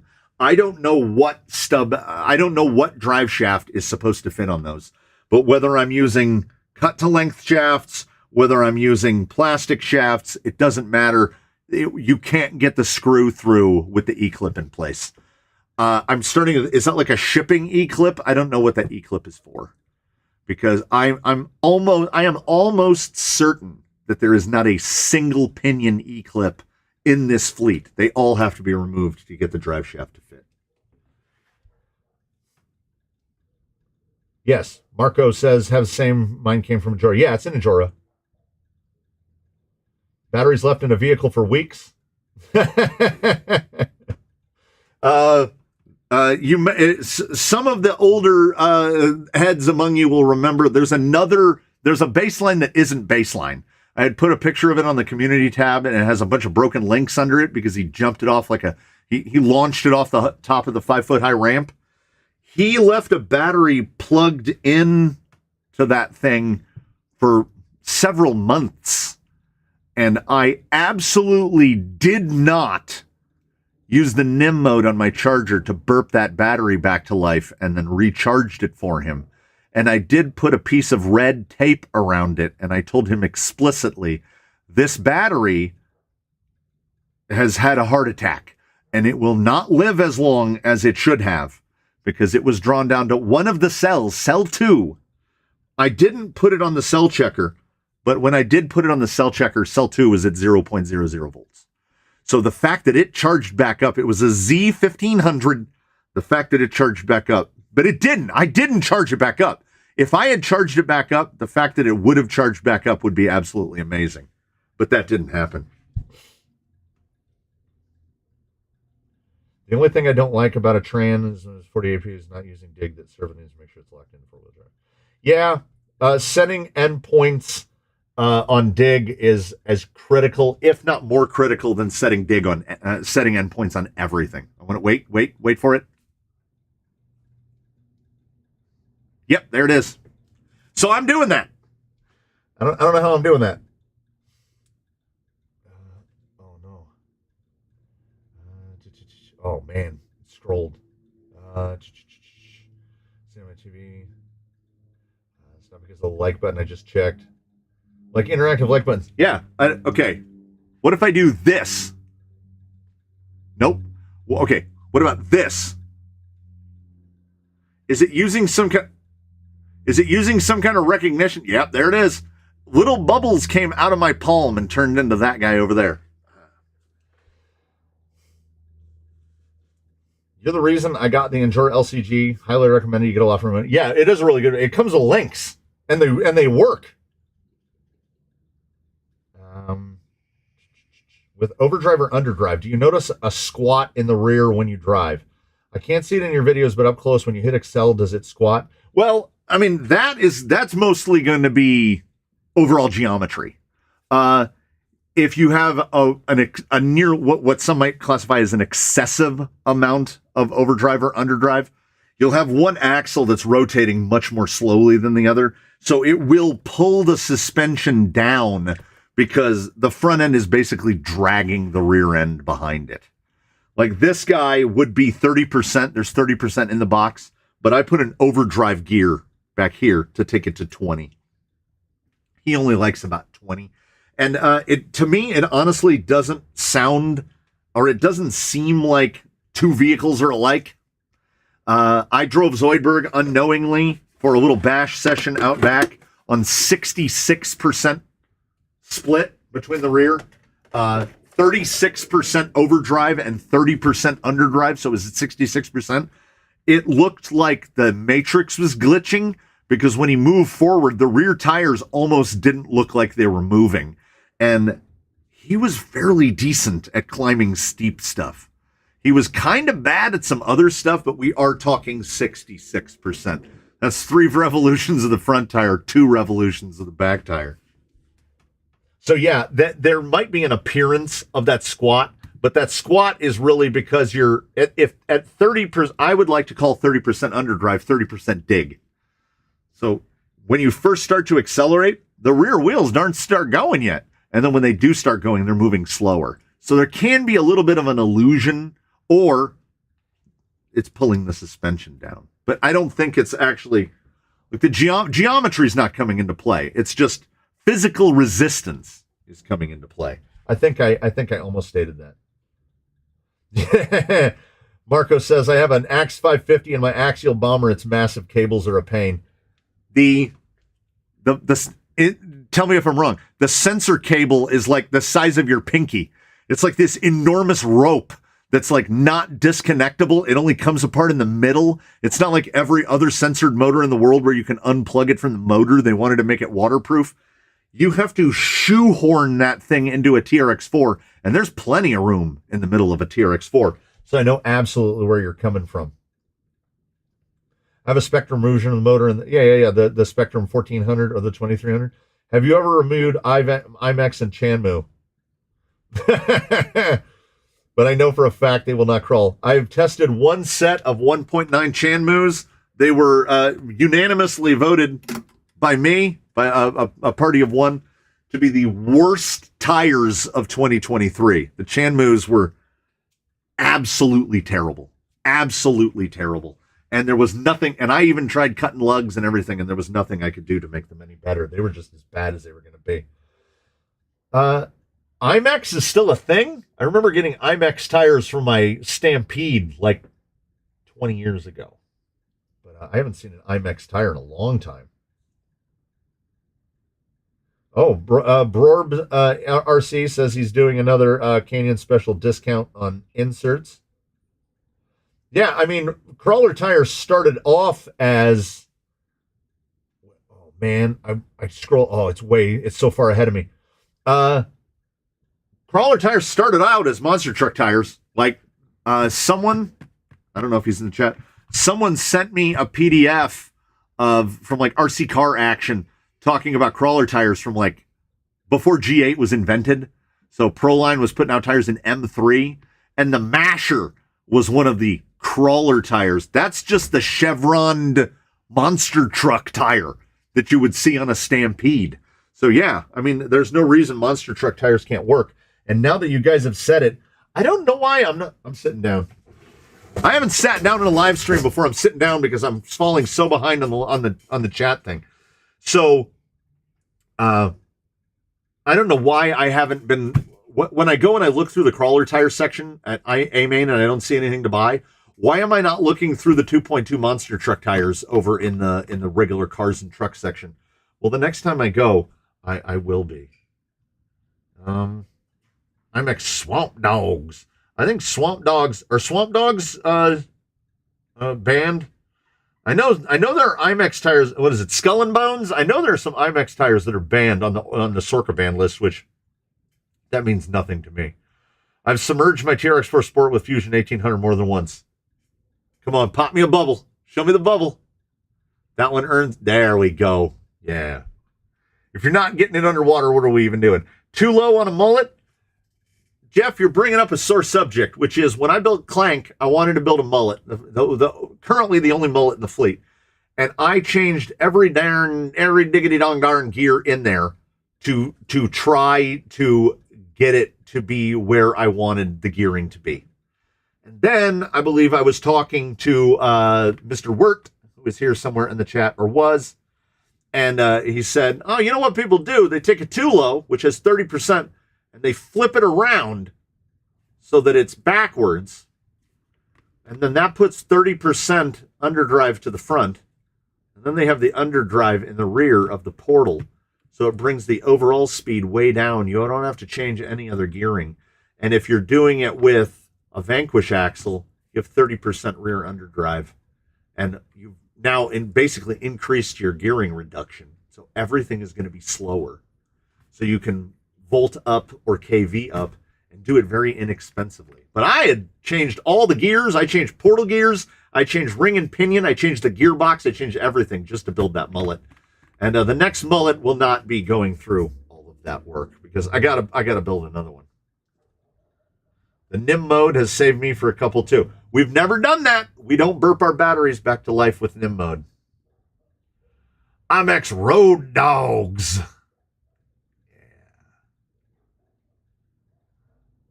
Yeah. I did that for my Life transmitter battery, and I think it killed it. Yeah, Life acts different.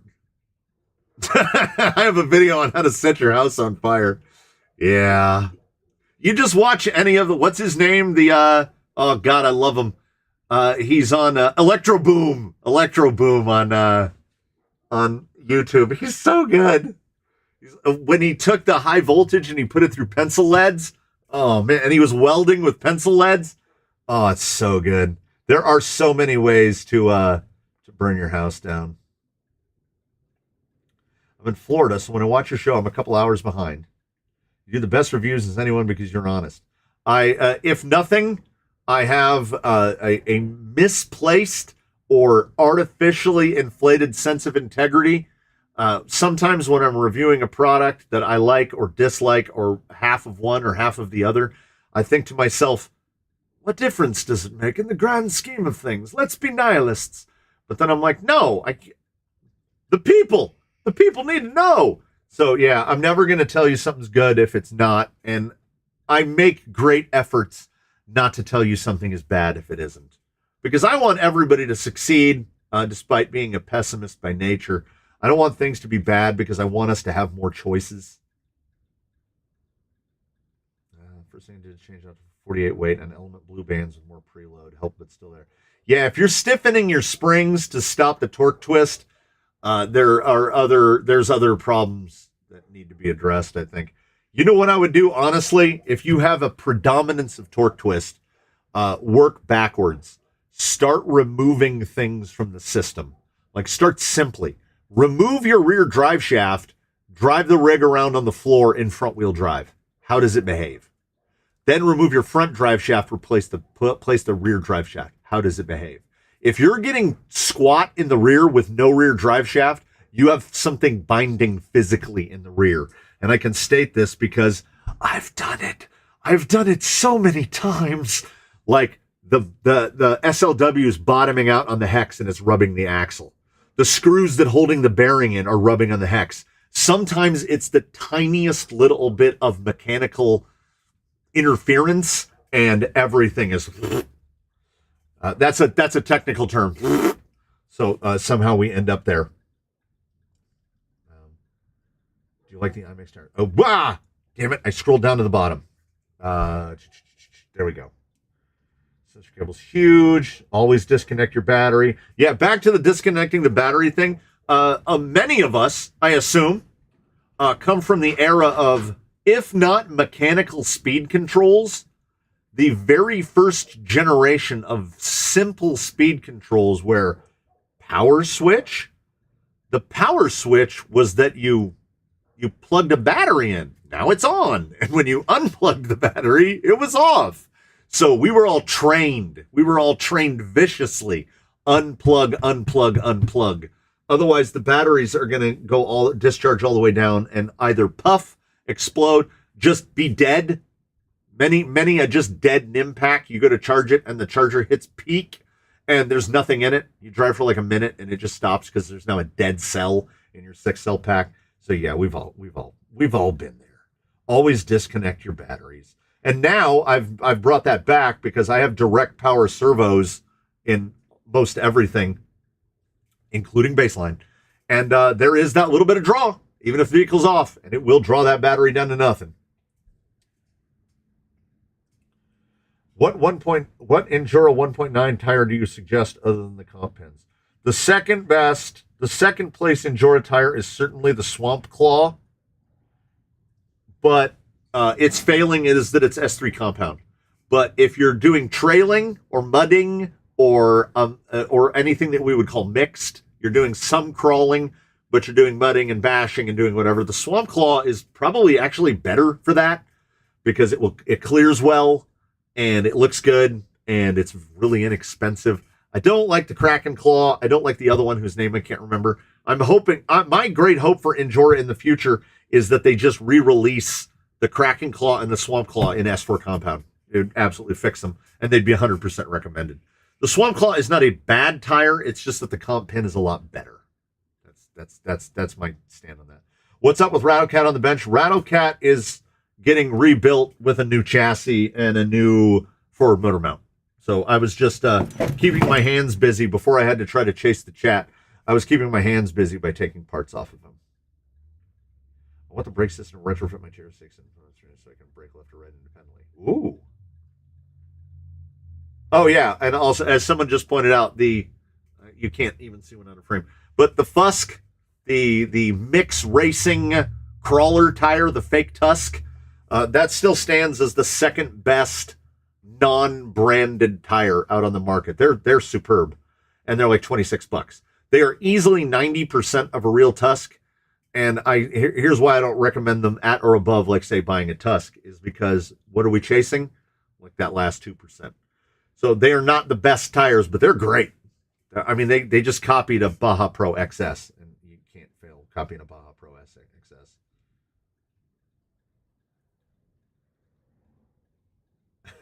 If an RTR comes with torque twist, that's a lame RTR. Well, oh. So this week, Miata Commuter is throwing around crawler memberships. Shout out to the new members. Being a member may give you a benefit coming up here in the next, I want to say probably in April. Let's slate it for April. So if you're a member in April, it could benefit you in ways that it hasn't benefited you now. I don't know what the benefits are now. Do you know if shipping to Finland is caught by import fees and taxes? I don't know. I don't know. He would know. Yeah, well, you're asking him because he's there. I have Swamp Claws. They're not bad for the money. Yeah, they're not bad at all. It's just the S4 is a much better compound. Ooh, Stinky J. Bought a rig online with a broken axle and just wanted the body. Turns out it's an HPI Venture.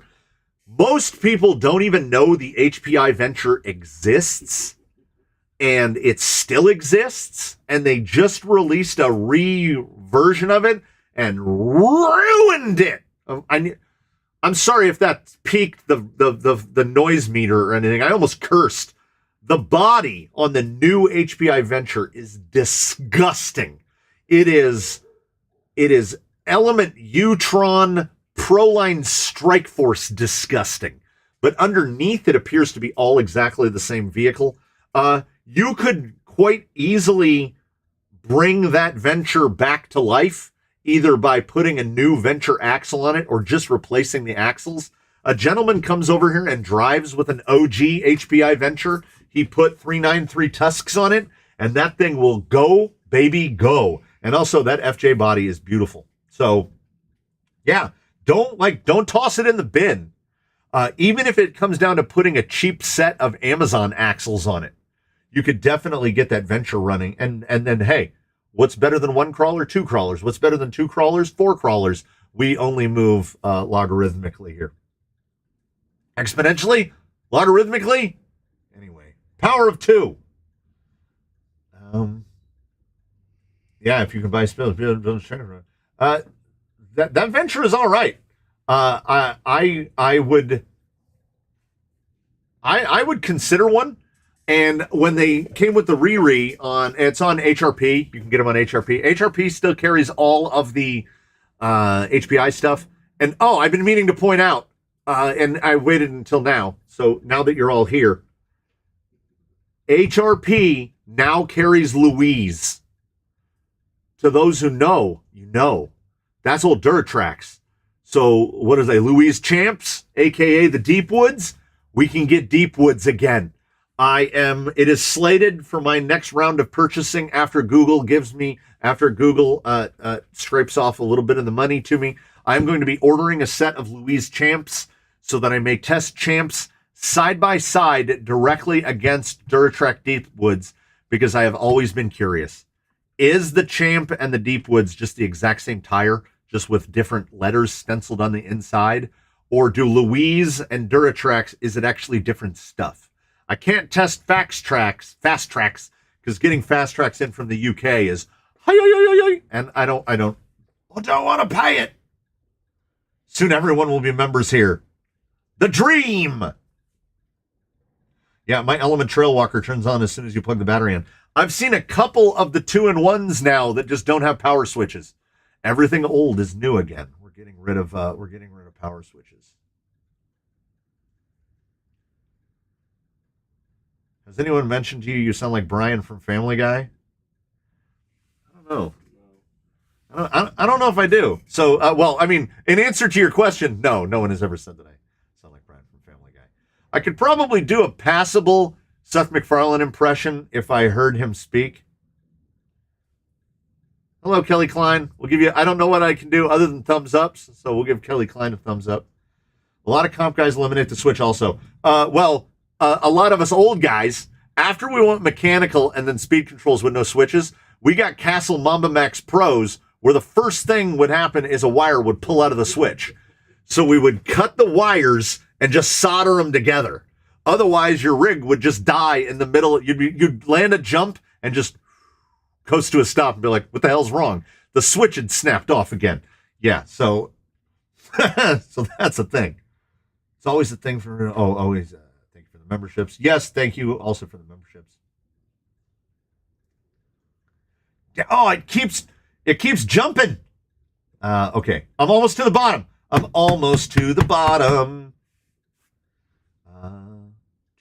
If you replace all the parts, even one part at a time, does it still remain Rattlecat? Well, this was the question. This is the ship of Theseus, is it not? So no one could ever argue that this is a Red Cat. There are 1, 2, 3, 4, and I guess we could say 5 pieces of plastic. 4 pieces of plastic and 1 piece of metal that are left over from the Red Cat ascent. But the stink of Red Cat remains because this geometry is just a copy of the stock chassis rail geometry with the DSM twist on it. So now the goal is to remove all trace. So he will always still be Rattlecat, but he shall never again be a Red Cat. Get all the red out of your cat. I think I might almost be down to the bottom. Oh, you're the only person who knows the Baja Pro X and Pro XS are different patterns. Yeah, they don't. So, and here's why I think that is. One company makes a Baja Pro XS. I mean, they don't really. J Concepts calls it the Tusk because they don't license anything and it saves us money. Well, they license a little bit because they made a Ford Bronco, so they had to pay Ford. They had to scrape off some cheddar for Ford. But nobody else that I have found makes a Baja Pro XS. And if the LP 2.2 Tusk, the 2.2 Tusk, the 1.9 Tusk, the 3.93 Tusk, all the flavors of Tusk, if that has shown us one thing, it's that the XS is a better tread pattern than the Pro X. Because the Pro X is okay, it's good, it's pretty good, but it's not coming close to any, it's the Baja Pro X, I'm pointing up. Now I got to get up. This tire, if memory serves, is lower on the leaderboard than the fake Tusk. So clearly the XS is the superior tread pattern. Why is RC 4-wheel drive? Why is Proline? Why are they not making Baja Pro XSs? I want to see a licensed Baja Pro XS in G8 head-to-head up against a Tusk. I want to see it, but we're probably not going to see it. You better hope your membership hasn't expired by then. What do you think about testing Endura King Trekkers with Endura Green silicone inserts? The King Trekker set that I had are one of 2 places. I'm 99% sure I gave them away. The 1% is that they're on the skewers. I don't think they were bad enough to be on the skewers. I'm pretty sure that they gave them away. That I gave them away. I would have tested them on the inserts. The King Trekkers did not do well here at all. They were tested on the current scoring system for quick views and junk views, but maybe I was in a mood that day. I don't know. Maybe I was just disappointed in how bad they were doing. But yeah, the King Trekker did not do well. It did really badly. But is another tire that I would like to see in S4. So come on, Injora. Yeah, it just came back with a horrible body.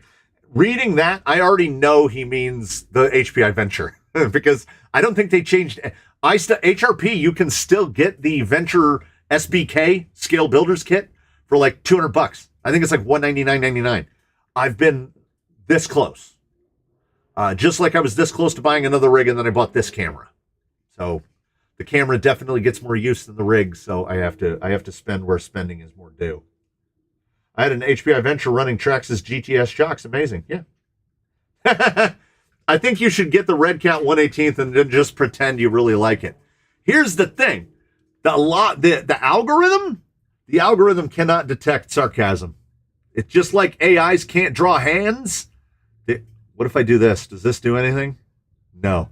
The algorithm cannot detect sarcasm, so it won't be able to tell that I'm lying.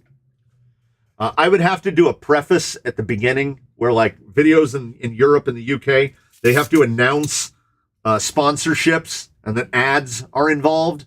This is a sponsored video. I would have to say, this is a sarcastic video, and then I would have to go in the video. Otherwise, somebody would jog shuttle ahead and then think I was being serious. That's my worry about it. We get double the amount of private video. I see what you did there. MSC all the way. I have an HPI RC10L. Have you ever tried gluing sandpaper to one of the worst tires to try to go out rock climbing? I have not, but now I'm thinking about it. But I think better would be like spray adhesive. Maybe just spray adhesive. Like just hose a really bad tire down with some 3M Spray 90 contact adhesive or rubber cement. But then if you put an additive on a tire, like if you put glue on a tire or if you add sand to a tire or something, now we're not really testing the tire anymore. We're just testing whatever we stuck on the outside of the tire. You can make, here's a fun one. Get some go to the dollar store and buy sheets of sandpaper. They'll have over in the tiny home improvement section at the dollar store. You buy yourself like $5 worth of sandpaper and just glue them down to a board. The worst Amazon tire money can buy will go until you roll. You will never lose traction. You will find out the tip point at which your CGH just falls over because it's sandpaper. It grips like sandpaper. So it's the same reason that I've explained in the past that I don't have a ramp. I have a ramp, but I don't use the ramp for testing because what I learned really quickly with the ramp is you're not testing the tire, you're testing the ramp. Pretty much everybody makes it to the exact same spot on the ramp. Doesn't matter what tires they have. I did some grooves with a diamond blade, and they all get to the same groove. Well, except Yella. Yella can make it to the top. Or he could on his old tires. Are you aware of any new innovation? Oh, did I miss some? Yeah, champs. Are you aware of any innovation parts or RTRs coming soon you can share? I have no insights to the industry whatsoever. I find out things generally later than some of you because you guys email it to me or message me on Instagram. That's how I find out. I guess because I'm not looking. I don't watch other crawler channels to find out crawler stuff because I'm aware of the Great Filter. Like I don't know how filtered it is when I'm getting it. So I guess at some point you get to the level of channels that we don't point anybody out or call them a name, but you get to the point of channels where they start to talk to you, and by they I mean the industry. I got that Injora speed control, so that would be the only one. You saw me do the test on the Injora brushed speed control, and that's not out yet. That's the only product I've ever tested that isn't out. And moments after saying not to name names or name names, the guy from Tony at Furatech sent me an email, asked me if I wanted to test the Python, and that was like November of last year. Absolutely nothing. Never heard from him again. So there you go. Yeah, Lee Jordan says that Fast Tracks has a Baja Pro XS. Fast Tracks is 100% non-existent in the U.S. We don't have it at all in any form. So, wire loose, plain and ground. Mr. Vane, that's why I used to say that when I built rigs for Go Fast, like when I was crafting my 15-inch wheelbase two-wheel drive short course truck, I designed the suspension and everything to, when I would jump, I would stay as low to the ground as possible because you can't accelerate in the air. Once you leave the lip of the ramp, you're going as fast as you're going to go. I want to get back on the ground as fast as possible. I don't want to be in the air. I don't want these to be in the air at all. Airplanes? No. We used to talk to a guy at the hobby store, the now defunct local hobby store that flew planes around the pylons. And he said, well, when you crashed, you got a broom and you swept all your parts into a bucket and then you started over. And I was like, no. No. Yeah, Fast Track, David Hiscock, Fast Track Rocco. The Rocco, so far as I know, Deepwoods, Champ, and Rocco are the same tire. But I want to find out for definitively, are they the same tire or are they just the same mold? Is Duratrack C3 the same as I don't know what Louise calls the Champ? If Louise calls the Champ C3 compound, then it might be a foregone conclusion. I'm buying them anyway, but I'm gonna buy them. I've just brought the Fast Track Crawler Rocco to try out. Deep Woods! Got to get the fleas out of the rattle kit. Yes, all the red out of your cat. I've never tried a red cat. Nothing. Good. You're better off. I've now run the RC four-wheel drive Pro X, Proline Predator, which for my question, yeah. Yeah, less knobby. And in my experience, between the RC four-wheel drive Pro X and the Proline Pro X, it's not even a competition. The Proline are so much better that I would have to think up a new measuring scale to measure how much better they were. I was thinking of using the Armagorgon body on my LCG Ecto. I'm going to have to grab my phone again and see what the Armagorgon works on. I'm going to say, go for it. Not having seen it yet, because the Red Cat Kaiju body is, oh yeah.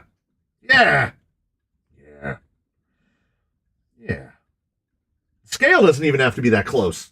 If the scale is remotely close, go for it. Can the Fusion SE be programmed with a Hobbywing multifunction box? Yes. They used to come with a sticker. You could put, I've got it right here. They used to come with a, so here in my hand are, you should be able to ID, 4 Hobbywing program boxes. The truth is, here is, you want to talk vintage? This is the old, like, on-road card, basic setting, everything. This box is this box. That's the Fusion Pro. It's just a sticker that's stuck over. This is the brushed, which also has the back. It's just stickers. It's the exact same card. And then this is the SE. This is the SE card. They have a new one now. I just got a new SE. Did I take the card out of the box? It has a card. Yeah, there it is. So, nope, that's a Fusion Pro card. They have a new one that actually says Fusion SE on it. So they're coming with cards again. So this is literally, it's just a mono spec. So I've heard tell, I can't speak to it personally, but I have no reason not to believe. So the Go Fast stuff from Hobbywing, like the XR10, they use a new program box. They don't run on those old program boxes. But all of the crawler stuff runs off the same program box. If it doesn't come with a sticker to re-sticker your thing, the manual has what the big fold-out card has what each of the programmable parameters are. And I think there's only, 8 or 9 parameters on an SE, so you don't have to read too far. I sure do love the G8 over Predator and RC four-wheel drive S2, whatever crap, since G8 doesn't seem to hold on to mud and clay too bad. My favorite compounds are J Concepts Green, and then really close to it is X2SS, because I'm mostly a dry rock guy. Living here in the desert, we're mostly on dry rock. But I do like something that can at least manage the dirt. G8 is fine. I wish it was a little closer to green than it is. As many people have said to me, somebody might have said it in the track in the live stream last week. They wish ProLane made a compound between G8 and Predator, and I go, yeah, it's called J Concepts Green, and which is why I like green, because it's kind of right in the middle between Predator and G8. I'll take G8 every time, because again, I live in the desert. They also look at Tracker, which looks at the Tust, and the Paso is the approach. Yeah, they have all of the Louises at HRP now, and I want to buy them all. Can't use the LCD. Yeah, the LED box. That's the difference. There it is. Marco's got it. There's the LCD box and the LED box. The LED box, I'm pretty sure, is just what Spectrum restickered. Looks like that, yeah. The Programmer V2. Pretty sure that's what the Hobby Wing looks like. And I would say it even has a bat checker on it, which I've never used. Hey, let's plug a battery into it. Let's have some fun. Nice.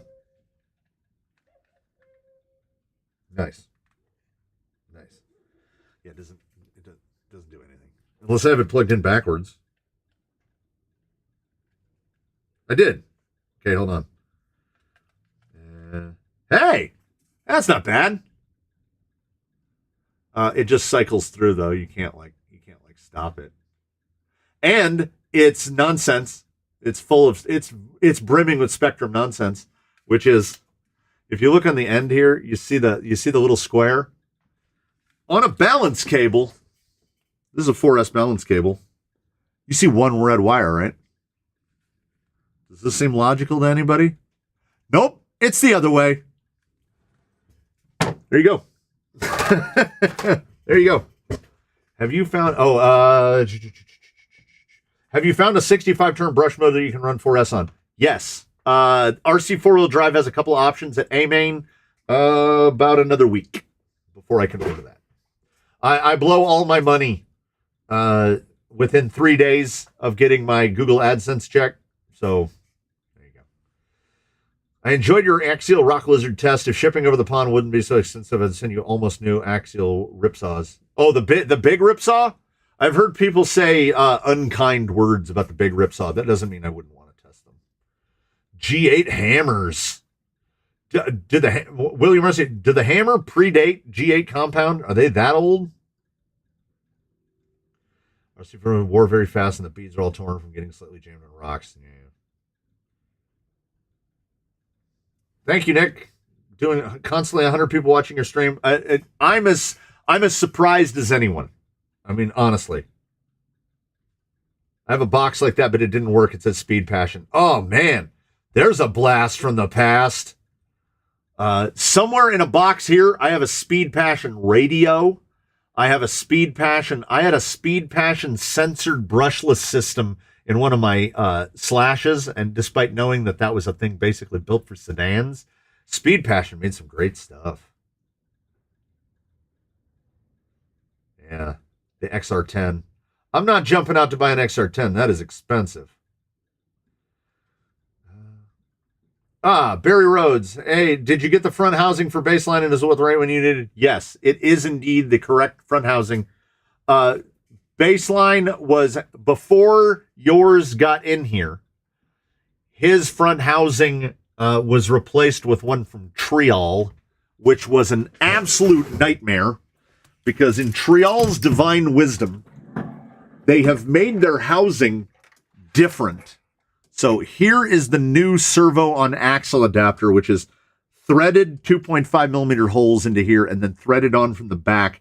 It's beveled on the back. It took like an hour to make because the holes on the Trial axle don't line up with any servo on axle adapter on the market. So the Trial definitely predates when Elements started doing servo on axle adapters. It basically, I'll tell you right now, it doesn't work with servo on axle. I had to custom fabricate this. It puts it at a different angle, so now the battery almost hits where the bumper mount is, but it's all alloy and it should be the last housing that he needs, so it's not going to blow out. And if you do have a chassis mounted steering element rig, I don't hesitate to recommend this. It is probably a worthwhile expenditure for you. It uses a 5x14 inner bearing, and I think a 5x13 or a 5x11 outer bearing. They're enormous. It also, however, comes with a housing and a gear cover, and that's it. No bearings, no screws, no link mounts, no nothing. So the lack of bearings is concerning, as it uses completely different size bearings from every other Element axle. And those bearings are the problem with us. They blow up. Those bearings. It's a 5x14. That bearing's never going to blow. Wait, okay. Let me see if I can grab one quickly.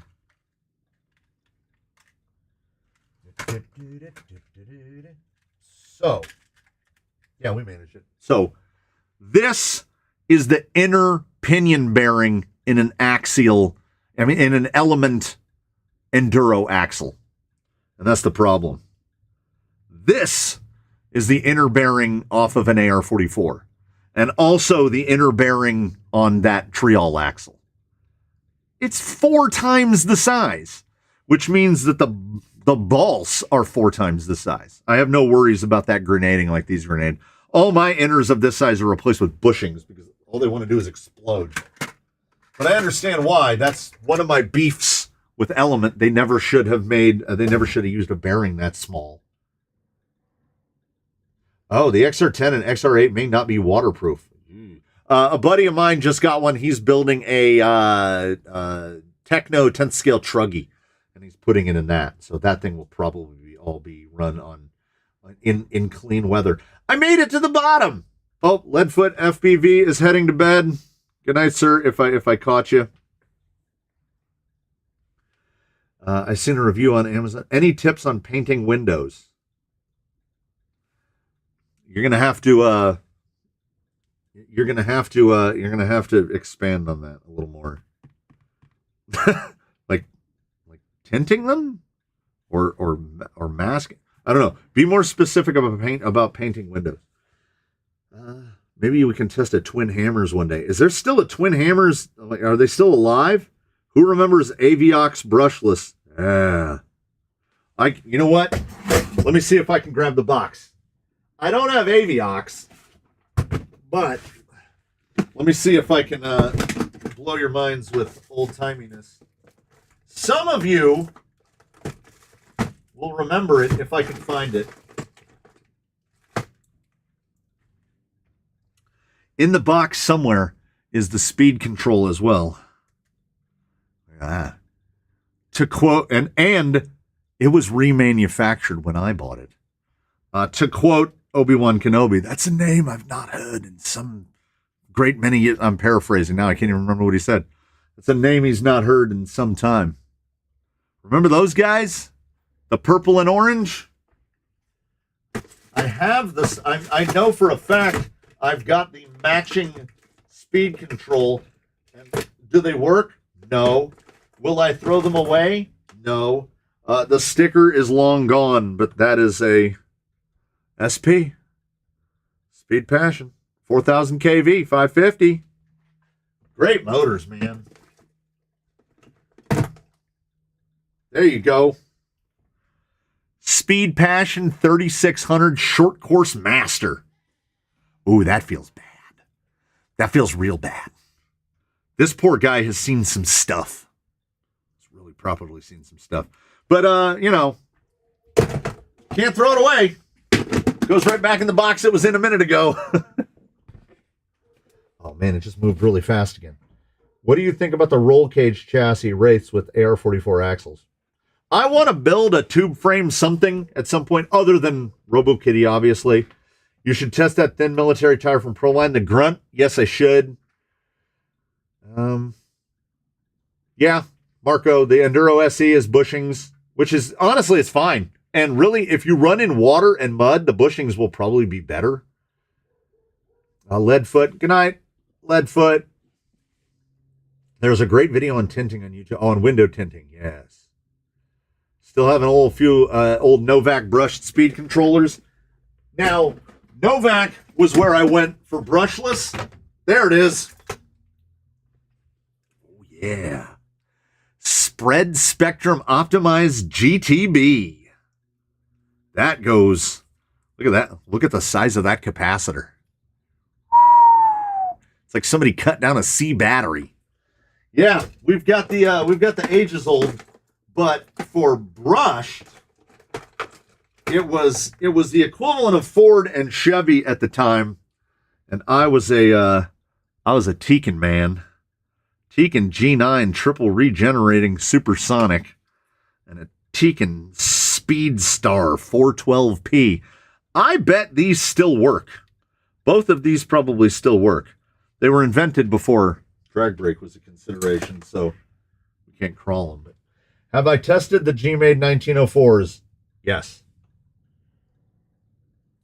Tint film like on real windows. Yeah, I mean, yeah, you could absolutely, you could tint the windows.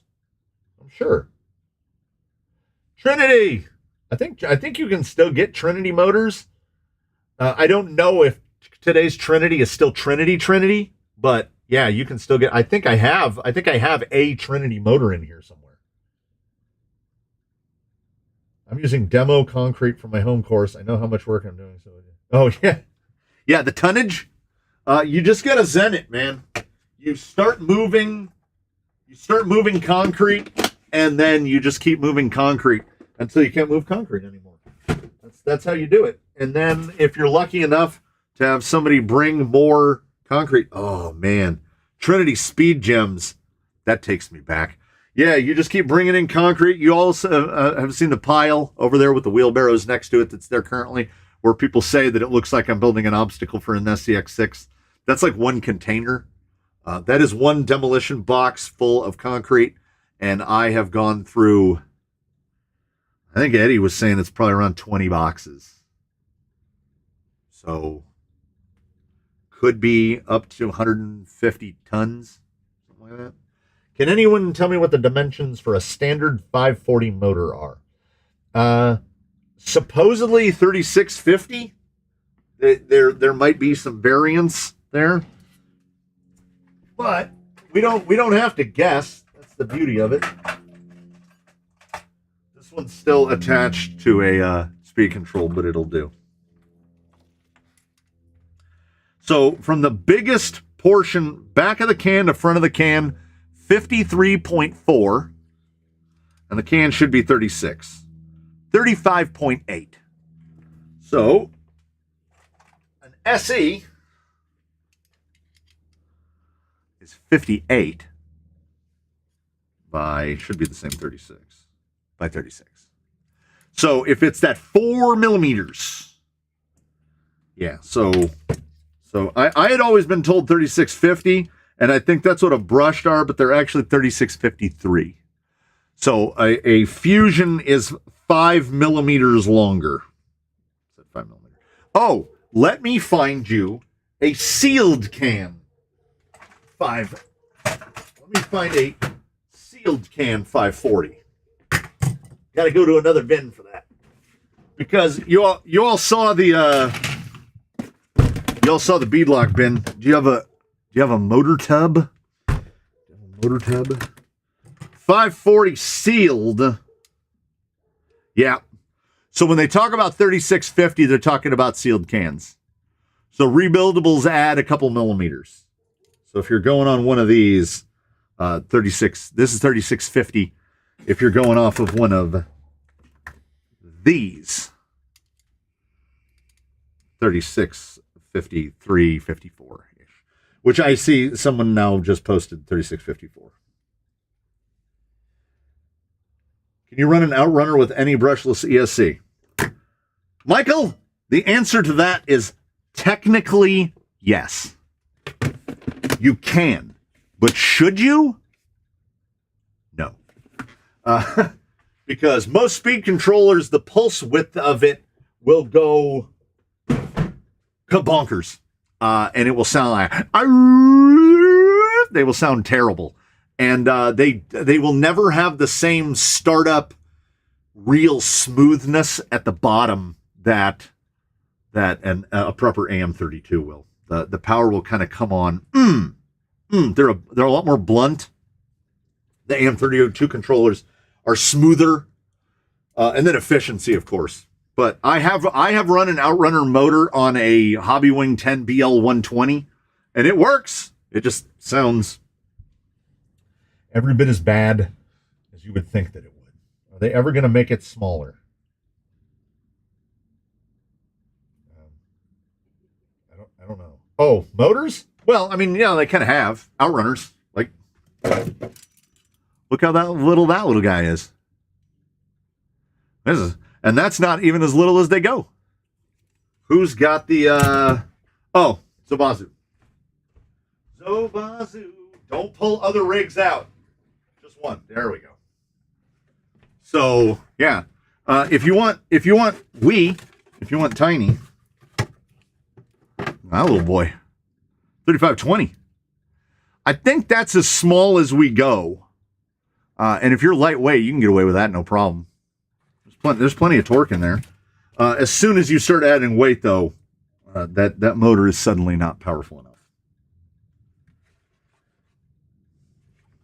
Yeah, I think so. You've got the Legacy Fusion. Let me see if I can grab one that has a Legacy Fusion.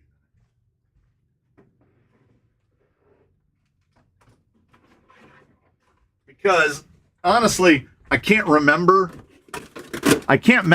how much longer the pre-SE and so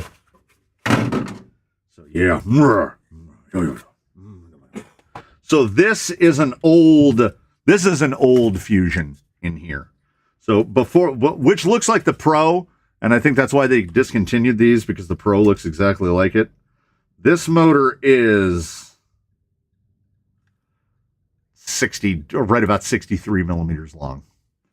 So the Pro and the SE really shrunk it down. And then this was basically a 540 with an ESC added onto the end of it.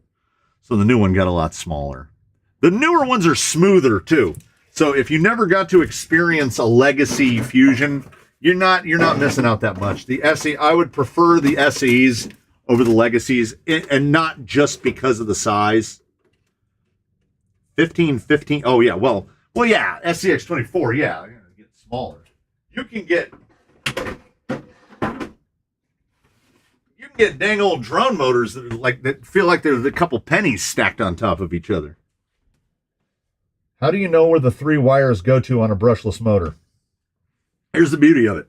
So this guy has 3 motors coming. This guy has 3 wires coming out of him, and a brush motor has 2 wires coming out of him, a positive and a negative. I'm not an electrician, so I can't tell you for sure. The wires are usually labeled A, B, C.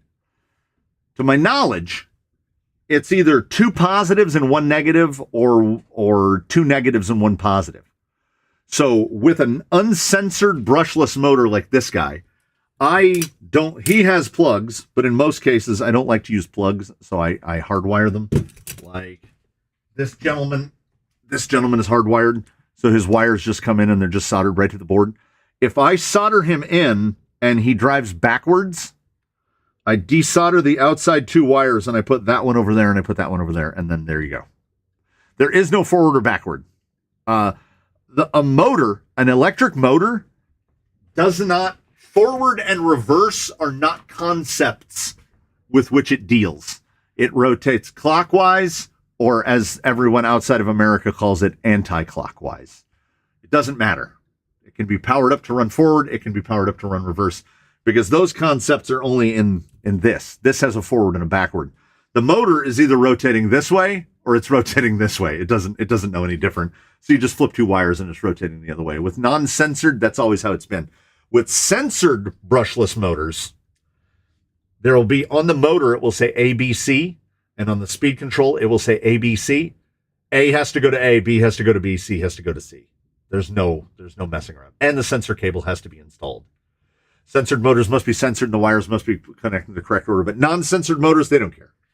So a censored motor does have a forward and a reverse. I thought I had read somewhere that the Fusion Pro was more efficient and a bit shorter than old Fusions. Yes, that is correct. Yeah, the old Fusions will not fit in VFDs, any gearboxes with restrictions. Yeah, you're not getting a classic in a VRD. A Fusion has like that much space behind it, like just enough for daylight to come through. Do I run Expo with my Rhino C? I plan on putting my C1 and dialed in more Expo than I ever have. Crazy torque and startup though. If anything on this boy, I will go. So I mean, I guess the soft answer is yes.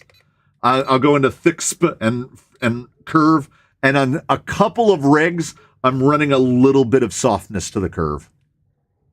Depends on the setup, depends on the gearing reduction, but on most, they're pretty good, just off of the coming off of the programmer. Either you follow the lettering or guess. That's kind of a better way. I am running a 1/8 scale brushless system in my crawler. I have one of those. Okay, my speakers work. Please say hi, Rezo again. Did I say Rezo? I said Rezo the first time, right? Or did I say hi, Rezo? Well, now you're Rezo now. I usually assume mid or while or coming off the motor is the B connection. I kind of go by that as well, but then sometimes I have noticed that, particularly with outrunners.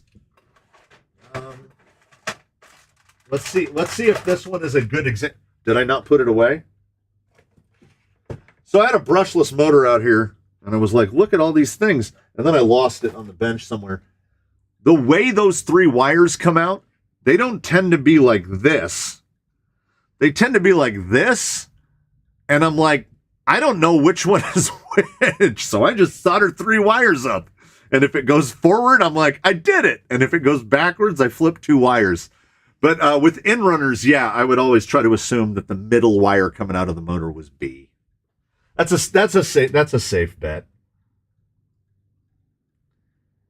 In this episode of Distract the Old Man from the Thing, take care of him for this fossil needs rest. Yeah, I feel like it. Yeah. Mr. Vane, exactly. Just like a full three-phase motor, if you wire it up and it goes the wrong way, swap two wires. Is flipping wires better than going reverse on the throttle of the radio? Yes. Yes. You want to flip the wires because with very, very few, like if you can see it here, we can show it physically. See this amount of movement and then look at this amount of movement. Most triggers on pistol grip radios are 70-30. So if you reverse it, you're not going to get the same amount of, it's basically trying to run it backwards. It's like when you program a Hobbywing speed control and you have to reverse, you have to set your throttle channel in here to reverse and then calibrate it in reverse. So you're calibrating it forward for backward. I don't know why they do that. And I have a couple of them that aren't calibrated in reverse, but yeah. Here's a fun thing that I like to do.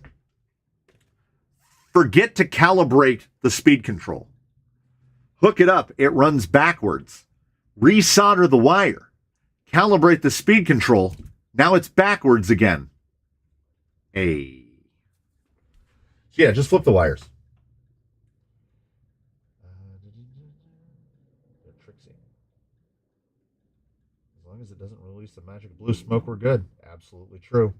We have to keep the pixies in there and at work because keep that in mind. No, keep the H in reverse. Yeah, I've gotten to the point. There's a couple speed controls that refuse to calibrate if the throttle channel is reversed, but for the most part, I'm reversing my throttle channel on everything because I do still have a couple of radios. Is it Kronks? Nope. I have a couple radios that have like 5 or 6 rigs programmed into them using ID Seed, thankfully now, because I would, Baseline is a prime thing of this, because when I was testing all those motors, I would have to switch between profiles because I have multiple profiles, and one profile would be throttle reversed and one wouldn't be throttle reversed.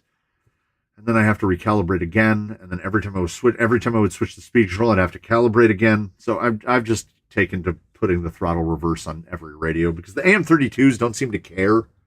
Because like I said, they don't know forward from reverse.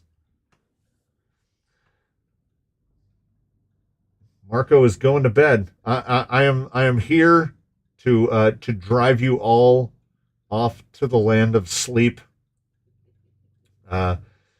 Yates has no excuse. He can't go to bed. I am aware that he is in the same time zone that I am. So it's 2:30 in the afternoon, which at my age is a time of day that I like to fall asleep. But I'm making some small amount of effort not to fall asleep at 2:30 this afternoon.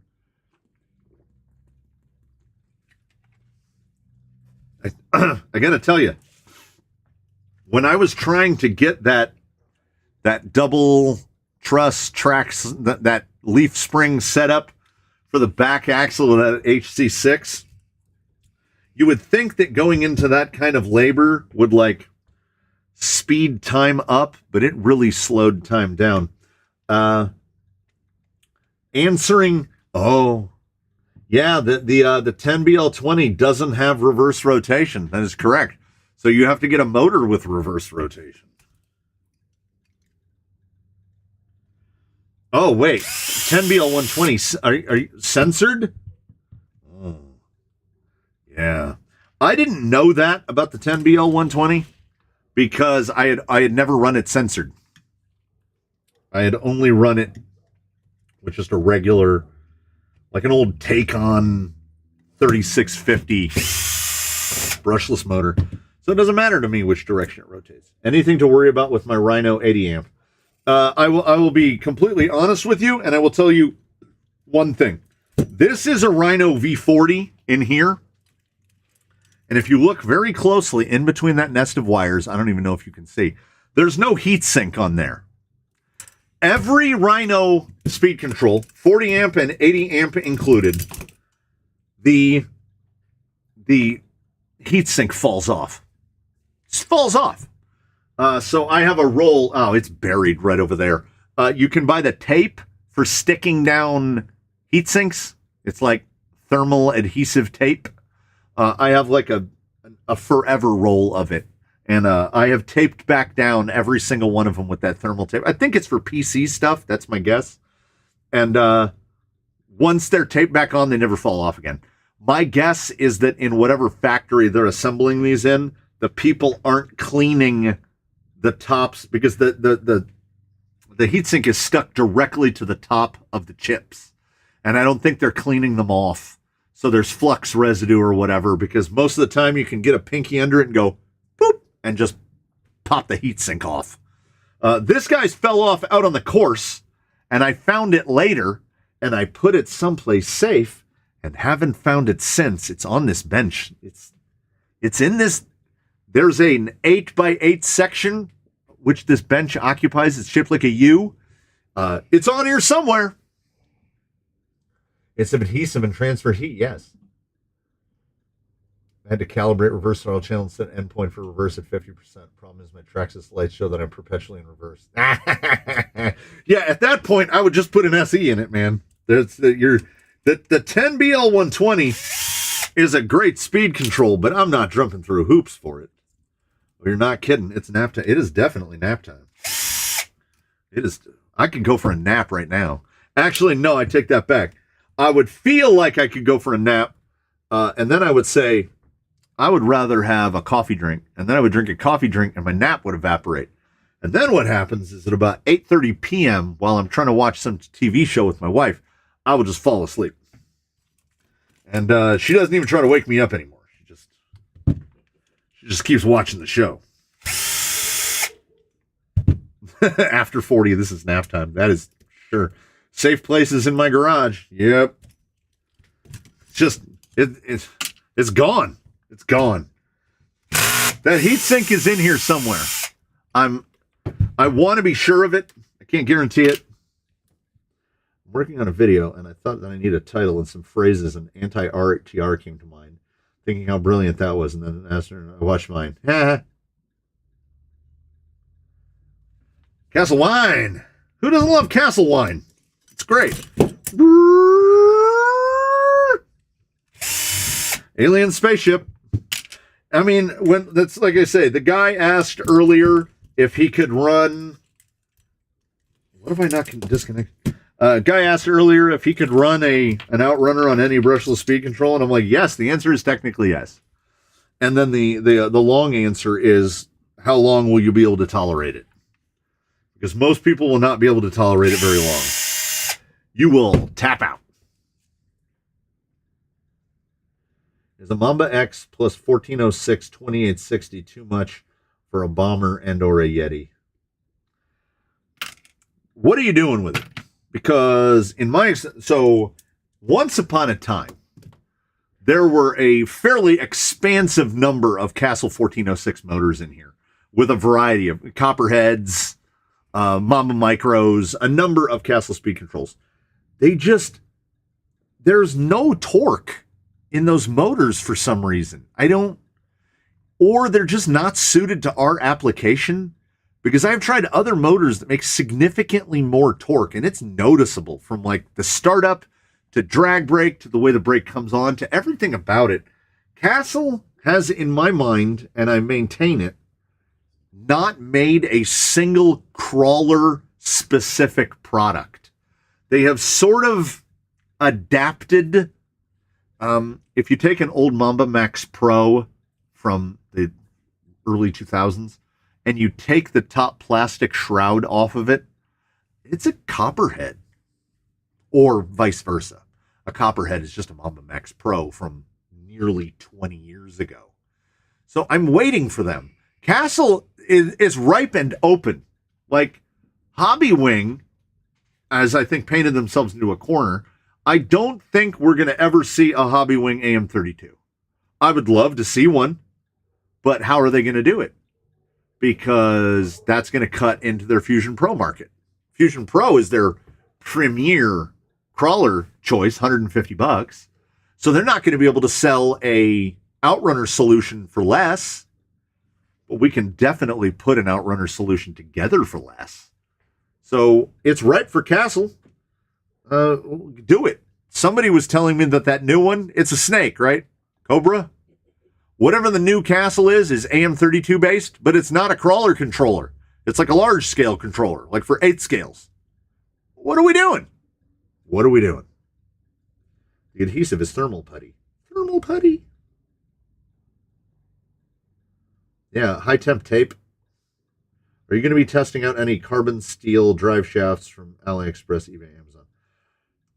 I mean, I think I have been. These cut to length boys are all stainless steel, thankfully. I think that's kind of probably preferable for us. And I'm trying to think of somebody who's near at hand, but it's not coming to mind. I have one rig on Incision steel shafts. I have one rig on Injoras. I have another on several nameless, probably Resixel, Kerflixel, one of those steel shafts. I have not had to MSTs or on MST steel shafts. I have not had a problem with any drive shaft, center drive shaft, period, from anyone. Whether they're plastic, steel, stainless, cut to length, whatever they are, they all work. They all work. I prefer these. These guys are all flopped over. These guys right here. When I bought that gearbox, and how they got me to buy the gearbox is, what's in the bottom of the box? 3-pack. 3-pack of cut to lengths. Because I had this sneaking suspicion that when I go to manufacture a new chassis for this guy, that gearbox is going to move just a little. And then the previously cut to length drive shafts aren't going to work anymore. So they will get put onto vehicles that have shorter drive shafts or drive shafts of a nearly approximate length. Yeah, I mean, we would all love to see Hobbywing embrace 4S in some aspect other than like Max 6, Max 8, and the non-monsterific things. Because aside from the fusions, I guess you could say the Max, like the Axe, I guess you could say Axe system, but Hobbywing doesn't really have a, like, where's our crawler specific combos? I mean, I guess they have that Axe, what are they, 540Ls? But they're so expensive that who's going to opt for that when a fusion is an option? So I just, I want more options that I'm not necessarily going to buy. Mike, oh, hey, there's Mike Cross over here from deep in the future where it's 10:43 in the morning on a Saturday. That's crazy. But my memory serves me correctly in this case that I know that he is from New Zealand. The New Zealand. Hey, there's that motor I was looking for. Oh, this one, they are pretty well oriented. You can definitely tell which one's the middle one. So, like ABC. But the motor doesn't care. I know that he's in New Zealand, and they don't have crazy time zones that are cut apart 30 minutes apart. At least I don't think they do. I'm pretty sure they don't.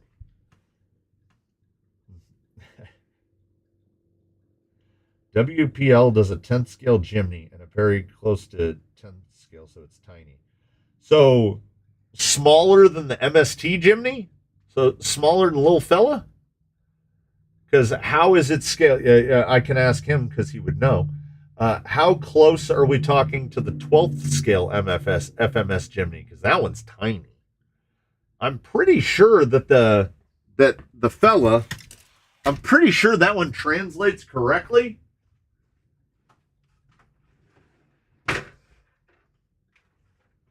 So, from all the checking I did, he's a little 10th scale boy. I mean, for reference, he's a little guy. He's a tiny little guy, and I mean even just his cab. He's a little guy. So is WPL's smaller than that? Wow, smaller than that.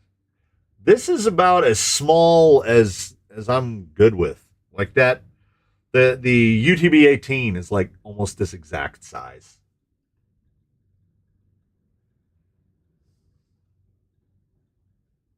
Oh yeah, trailing. If you're trailing and bashing Yeti Bomber, yeah, I would personally. I would go the bigger. What is it? The 1415? That's the motor I put in the Rift. And if I was using the Rift as a Rift and hadn't turned it into a crawler, that would have been a great power plant for it. I'm going to use my fingers. It's about that long. Motor's about that long. Basically like a brushed 550. I don't remember what. I think it might be a 3660 is the size of that one step bigger motor. I know they do a combo of it. That's how I got it. I got a Copperhead with that. I was running it in the Rift 2400. Yeah, 1415. Yeah, 1415.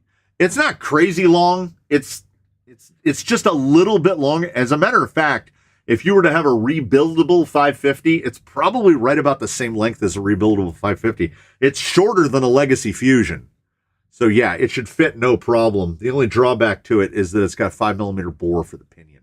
But in a Yeti Bomber, it shouldn't be a problem. You're running big old chunky gears anyway. Yeah, Jeff, I agree 100%. I told the guy I wanted to try that 6th scale Jimny, and that 6th scale Jimny is on sale again.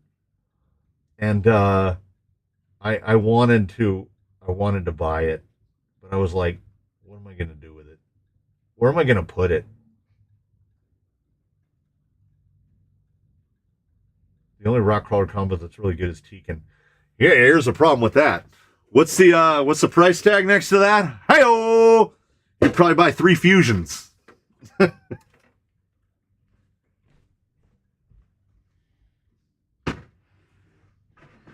In other industry news that doesn't impact me in any way, I got an email this morning from Horizon, the 800-pound gorilla, announcing the release of the new, updated, and improved Spectrum DX6 Rugged, the new Rugged.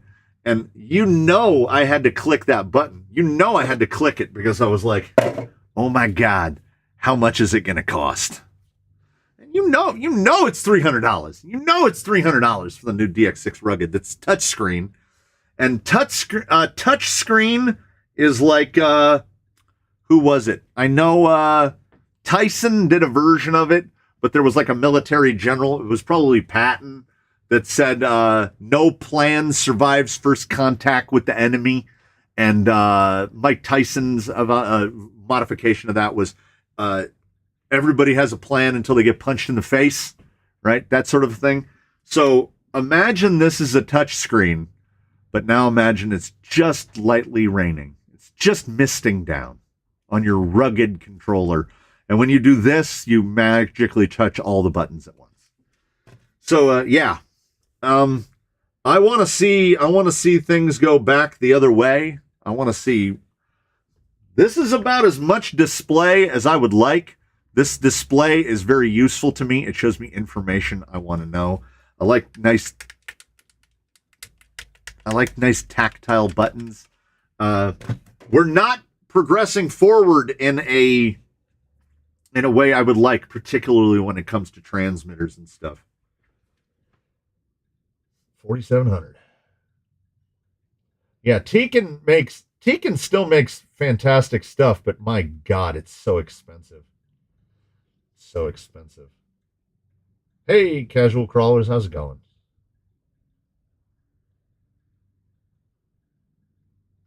Yeah, I would like to see. I don't know what they'd have to call it. Oh no, I do. I got it. Hobby Wing. I'm putting my hands around my mouth like this. Hobby Wing. This is the universe speaking. Release a line of Fusion HV motors. Make the Fusion HV. They run on 4S. Maybe they heard me. I have a Futaba 10PX, and it was like getting punched in the face. God bless you. God bless you. I had a guy come over here and drive in the yard some time back, do a little crawling on the rocks, and he had the big, I think he had the big 7-channel Futaba. And I have seen the 10-channel Futaba, and yeah, I mean, I get it, but like I say, there's the Cartier stuff, there's Dollar General, the Canyon is somewhere here in the middle. The most expensive radio I've got here certainly are the aged Sanwa Airtronics MT4s. Not MT4S. They're too old for that, but the old MT4s. And that was back from when that was our choice. That was it. You could get JR High-Tech, you could get Futaba, and you could get Airtronics. And some places would let you get KO Propo. That was about it. It was long before this. The Losi Promoto suffers from a big dose of spectrumitis. Look at some of the others, man. They go hard with the Spectrum, really hard with the Spectrum. Yeah, a 4S Fusion would be the absolute Jiminy Jam. Okay, I don't hate Fly Sky. Mr. Scrivener, let me tell you something. I hate two Fly Skies. I hate the G4P, and the G7P, GP7, the 7-channel one, and the one that's coming on all the RTRs. The G4P, I will die on this hill. The G4P is one of the worst radios money can or can't buy. They have now teamed up to make sure that they're shoving them in virtually every RTR you bring home. So you are stuck with that radio, and it is garbage. The G7P has the biggest wasted screen that shows you nothing. I hate it. And also, it has the two guys. So imagine this guy right here. It's on the front of the radio right here, and its twin is right next to it. But its twin is a button, and this one is a knob. One's a knob and one's a button, but they look identical. The G7P is a nonsensical radio, and I despise it in every way. But I have very recently, in a video that has not been finished yet, I have handled a FlySky radio that I'm like, you know what? They're pulling it back. They're pulling it back. The FlySky that I was just fooling with is, I do not hate. I absolutely do not hate. When can I get over there? And I wait until when I can get over there and let you drive. Yeah, I imagine that the throttle feel and the trigger feel and the control, once you get into the expensive stuff, they all have adjustable trigger. They have adjustable wheel tension. They have all of that. And yeah, it's super nice. But man, do they make us pay for it. Yeah, RC6 and the grip seems, well, that's the thing. These grips, it's the same exact case. The 4 and the 6, you see these little dulled out little spots? That's where the 2 switches go. They're mechanically identical inside the 4 and the 6. And I think I drive with a very loose hand because, and I don't drive with, remember, a couple people said that I didn't like the Dumbo DDF 350 because I was using it wrong. And I don't like the Dumbo DDF 350 because I don't like it. The wheel has that angle forward, and I don't stand in that position all day long, right? I'm in this position, or I'm in this position, or it's laying on my lap and I'm driving like this. I feel like I have controllers in my hands a lot. And if this thing, I don't buy these because they're cheap. I buy these because they do everything I need them to do, and they're cheap. That is the strength and the beauty. And also, they fit banana hands, no problem. But normal people can use them as well. Too many controllers have my pinky crammed down to the bottom where the battery is, and there's no excuse to not make it fit. I've gotten so used to this that when I pick up fancy and expensive radios, they feel super heavy because these are really light. RCX6 a little bit heavier. Yeah. Operator Rezo. Have I thought about trying the NB4? Yes. Too expensive. The G7P is fine if your wife bought it for you for Christmas. No. Then you have to love it. You have to be all, babe, this is my favorite radio. I don't even like the other ones because I know exactly how that works. I would love to try a Noble, but they are really, I mean, here's the thing about the Noble. You know that I didn't want to go through the work to program it, but this is like half the cost of a Noble, and this thing is ridiculous. And when I brought it out to wheel the laser newt around, man, it's so good. It's so good. That radio feels amazing. Yeah, baseball bat grip tape works. Tennis racket grip tape works as well. I can say that because if you do this, if you do the AOK like that, so like let's see, can I? Yeah. So is it raining? So when I grab handles of stuff like broom handles, feel like they're gonna give me tendonitis because my hand folds way around the thing. So that's why I'm surprised that I don't mind these at all, but I probably hold it with a soft, I'm not gripping it. So yeah, I've learned in the past, I've had to wrap the grips of all of my rakes have like bicycle grip tape wrapped around the handles to make the handle a little bigger so it doesn't feel like it's going to give me tendonitis to hold on to the handles. Did you discover the CTO1 firmware update to kill the beeping? There's a new CTO1 firmware update to kill the beeping. If that's a thing, I'll discover it now. A town called Gisborne is the very first place on the planet to see the sunrise. Huh. That might actually go into the databanks about Gisborne. Now it's going to be in there, like because that's no offense to anyone, but that seems like a useless fact to me, and I love useless facts. I might love useless facts more than anyone. And I will remember things like that. Where's the best, cheapest place to buy your radios? Amazon.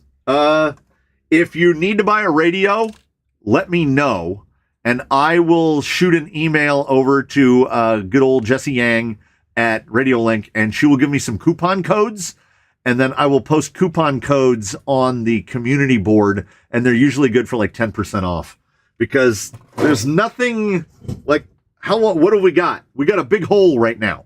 Over here in America, we always have sales around like the big holidays, like 4th of July and Labor Day and Memorial Day and all those will have sales. And I've seen these guys dip below $50 a piece, but I am perfectly content spending them at $65. $64.99 is I'm absolutely fine with. I don't have any problem with that. Yeah, it's bumping up again.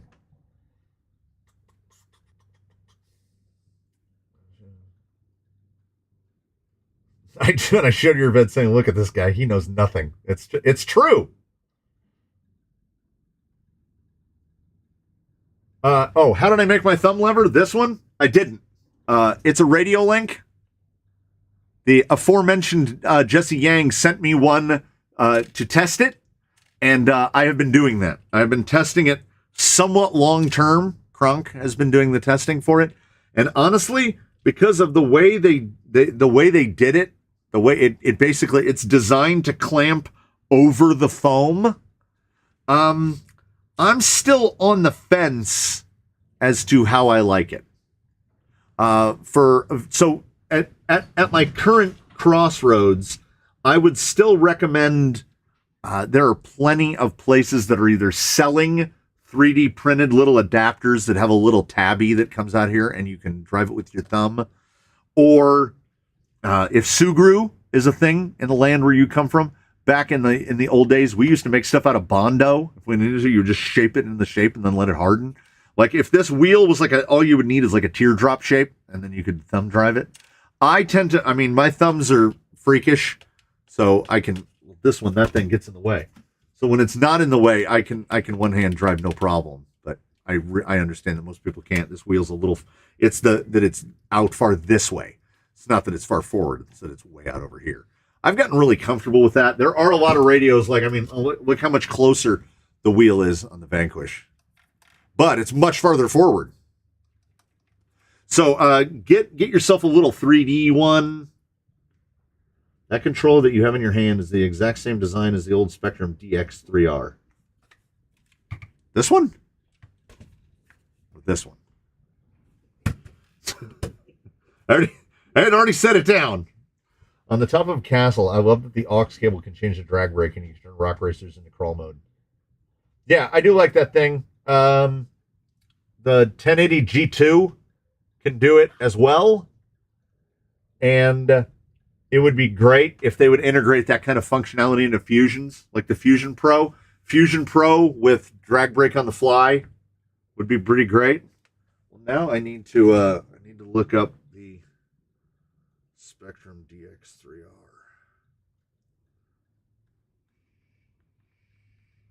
DX3R.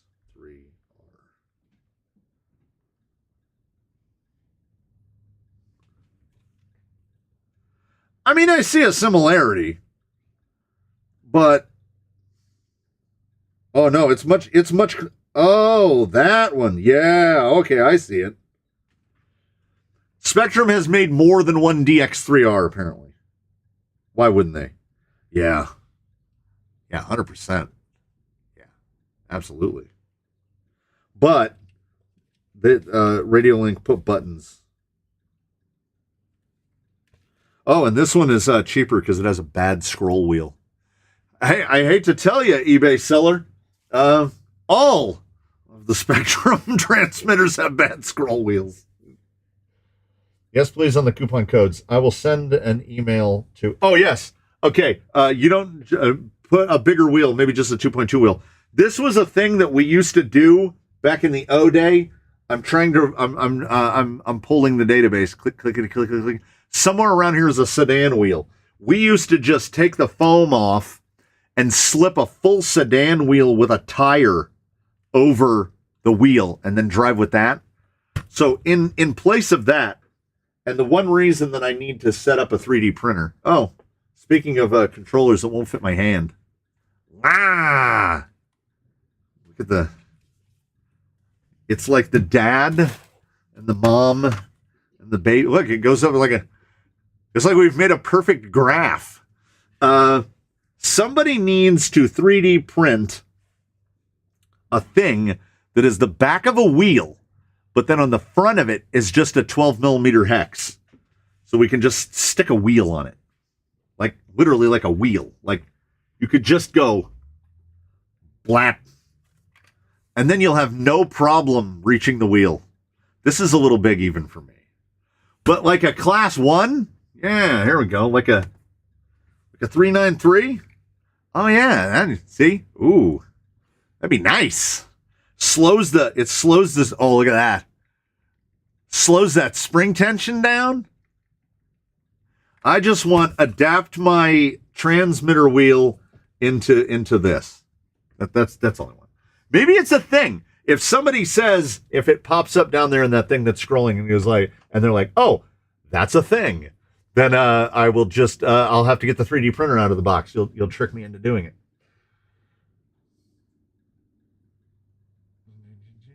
Oh, it's moving. I emailed FlySky about the issue a few months ago and heard nothing back, so it's still wide open. So that's even more concerning.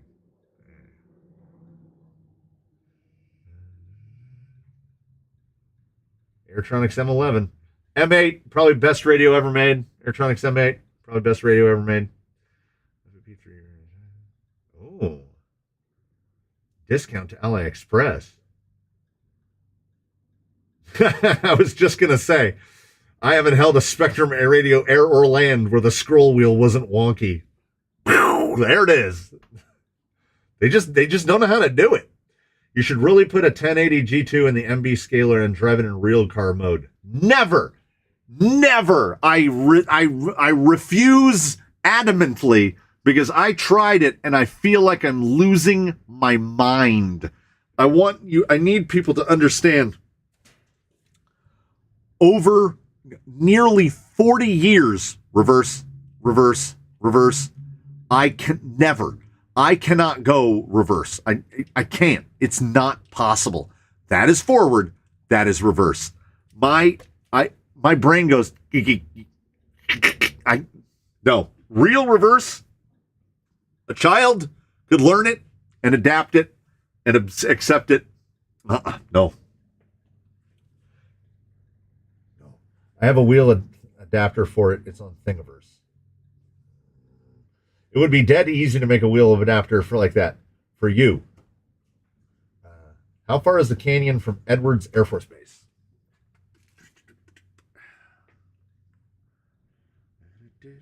I was going to make like a random guess.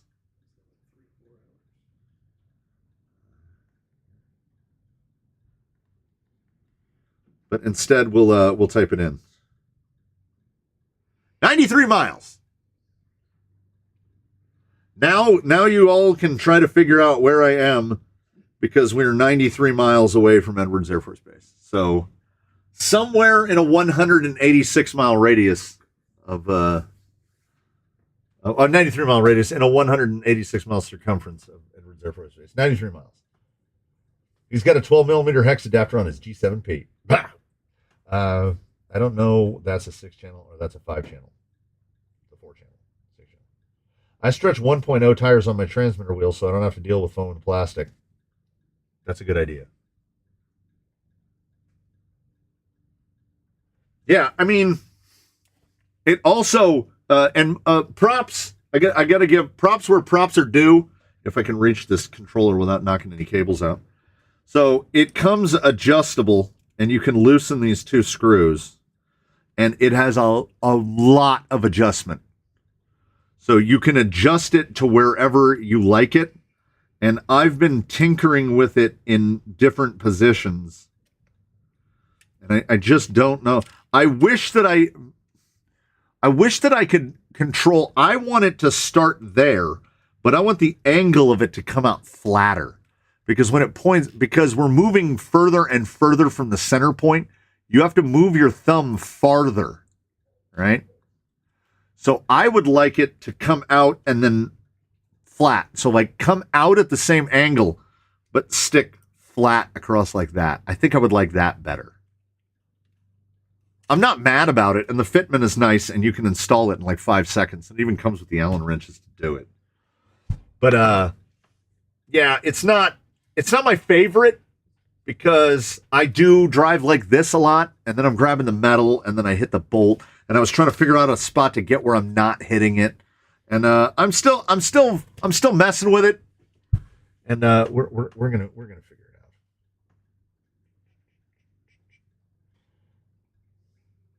I put the foam from my unused Hustlers on my Radio Link wheel, and it fits perfectly.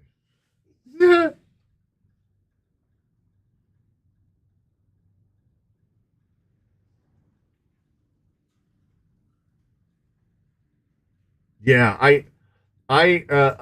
back to the suggestion of using real reverse. I was, man, I tried so hard and didn't get very far. I just can't.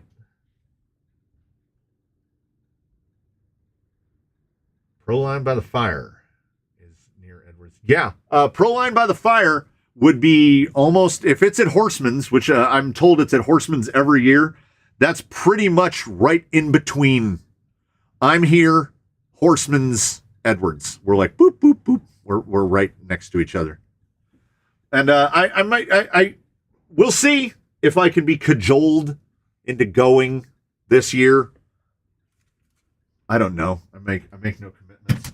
I will if yeah okay. Bill is still in there. I'm going to inquire of the boss, the base commander, as to what I am doing tomorrow in the morning hours. I assume it's in the morning hours. And now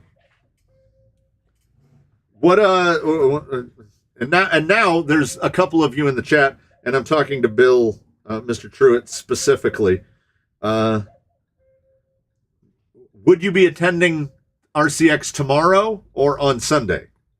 I'll throw that answer out there.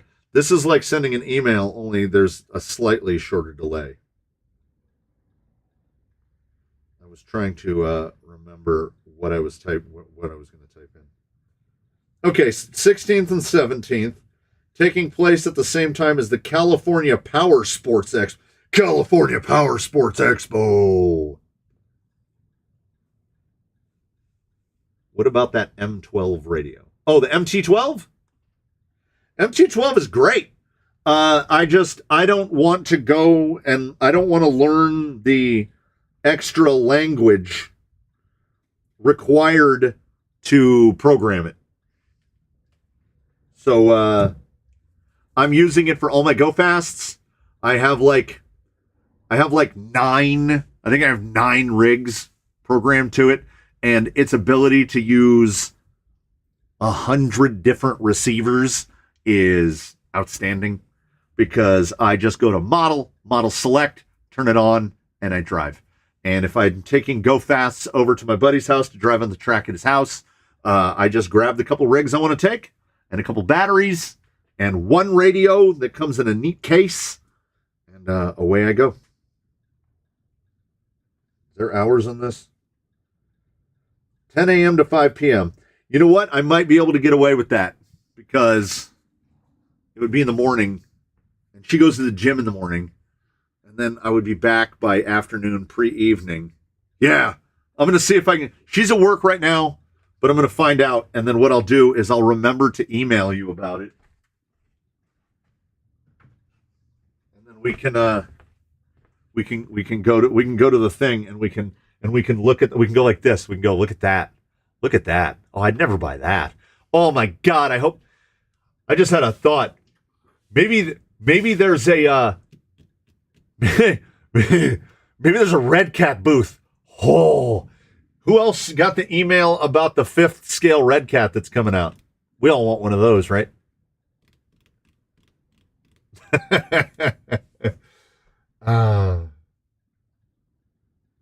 It'll be great. It'll be great. Yeah, you did. All right, Bill. I'm gonna. Well, now I'm gonna. Okay. See what you've done now is you've given me an angle. You've given me an angle, which is I'm gonna have to tell my wife. I'm gonna go, dearest.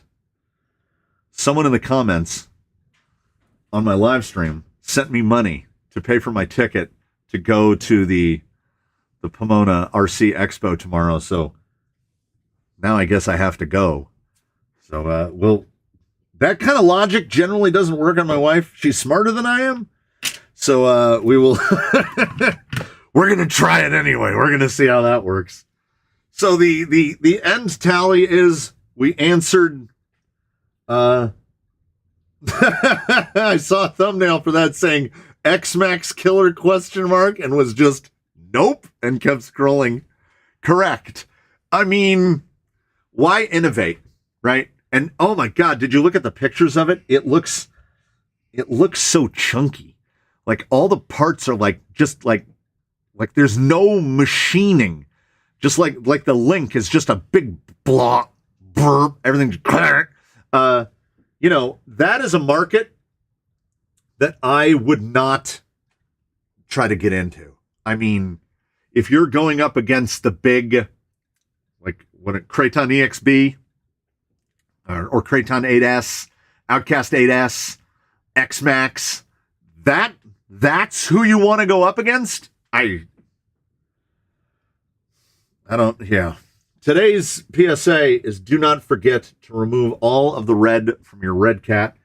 When you remove all the red, and the red, it's like we're playing Power Washer Simulator, and we have to remove all of the red. And once all of the red is removed, everything is better. I bought new links for him so that he doesn't have to have a cobbled up set of links. And I will probably refine this upper mount bracket. It was kind of intended as a test, but it just keeps running as a test because it just keeps working. The rails will be discarded into I don't know, potentially a volcano. I don't know what the nearest active volcano is, but we'll have to dispose of them appropriately.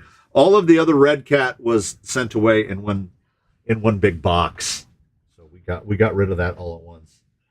Don't forget to film it if you go. I mean, you know what? I'll try. Time to get you. We need to get you a Proline team driver jersey. Hey, I made it. Boom. Why would you buy an RTR when you're just going to change everything? Well, the goal is, here's the goal. Here's the goal. And I don't mean my goal. I mean their goal. Here's the goal. Make a vehicle where we don't have to change everything. There you go. Job done. Because compare what's left here to, say, Baseline, who has had parts replaced due to breakage or just outright wearing out, but he has an Element gearbox and axles, and he's running different shocks now, but he doesn't have to be. He's running them because he's torture testing them. It's running the stock body and body mounts and sliders and skids and all the plastics and everything else because none of that stuff needed to be replaced. Didn't need to be. Because if anyone tried to make the argument to me that Redcat makes a vehicle comparable in quality to any other manufacturer, I would say, stop. Just stop. And I'm only talking about crawlers. I'm not deriding the lowriders or the bashers or the drift cars. I don't know anything about them. I don't own a single Redcat basher or drift car or lowrider. So I don't know if they're any good or not. You know, I can speak to their crawlers, all of which have been hell and not getting better. DSM makes a thumb lever. I'll have to look. I told him about my. Andy 8 says, I told him I bought my Kraton 6S sight unseen.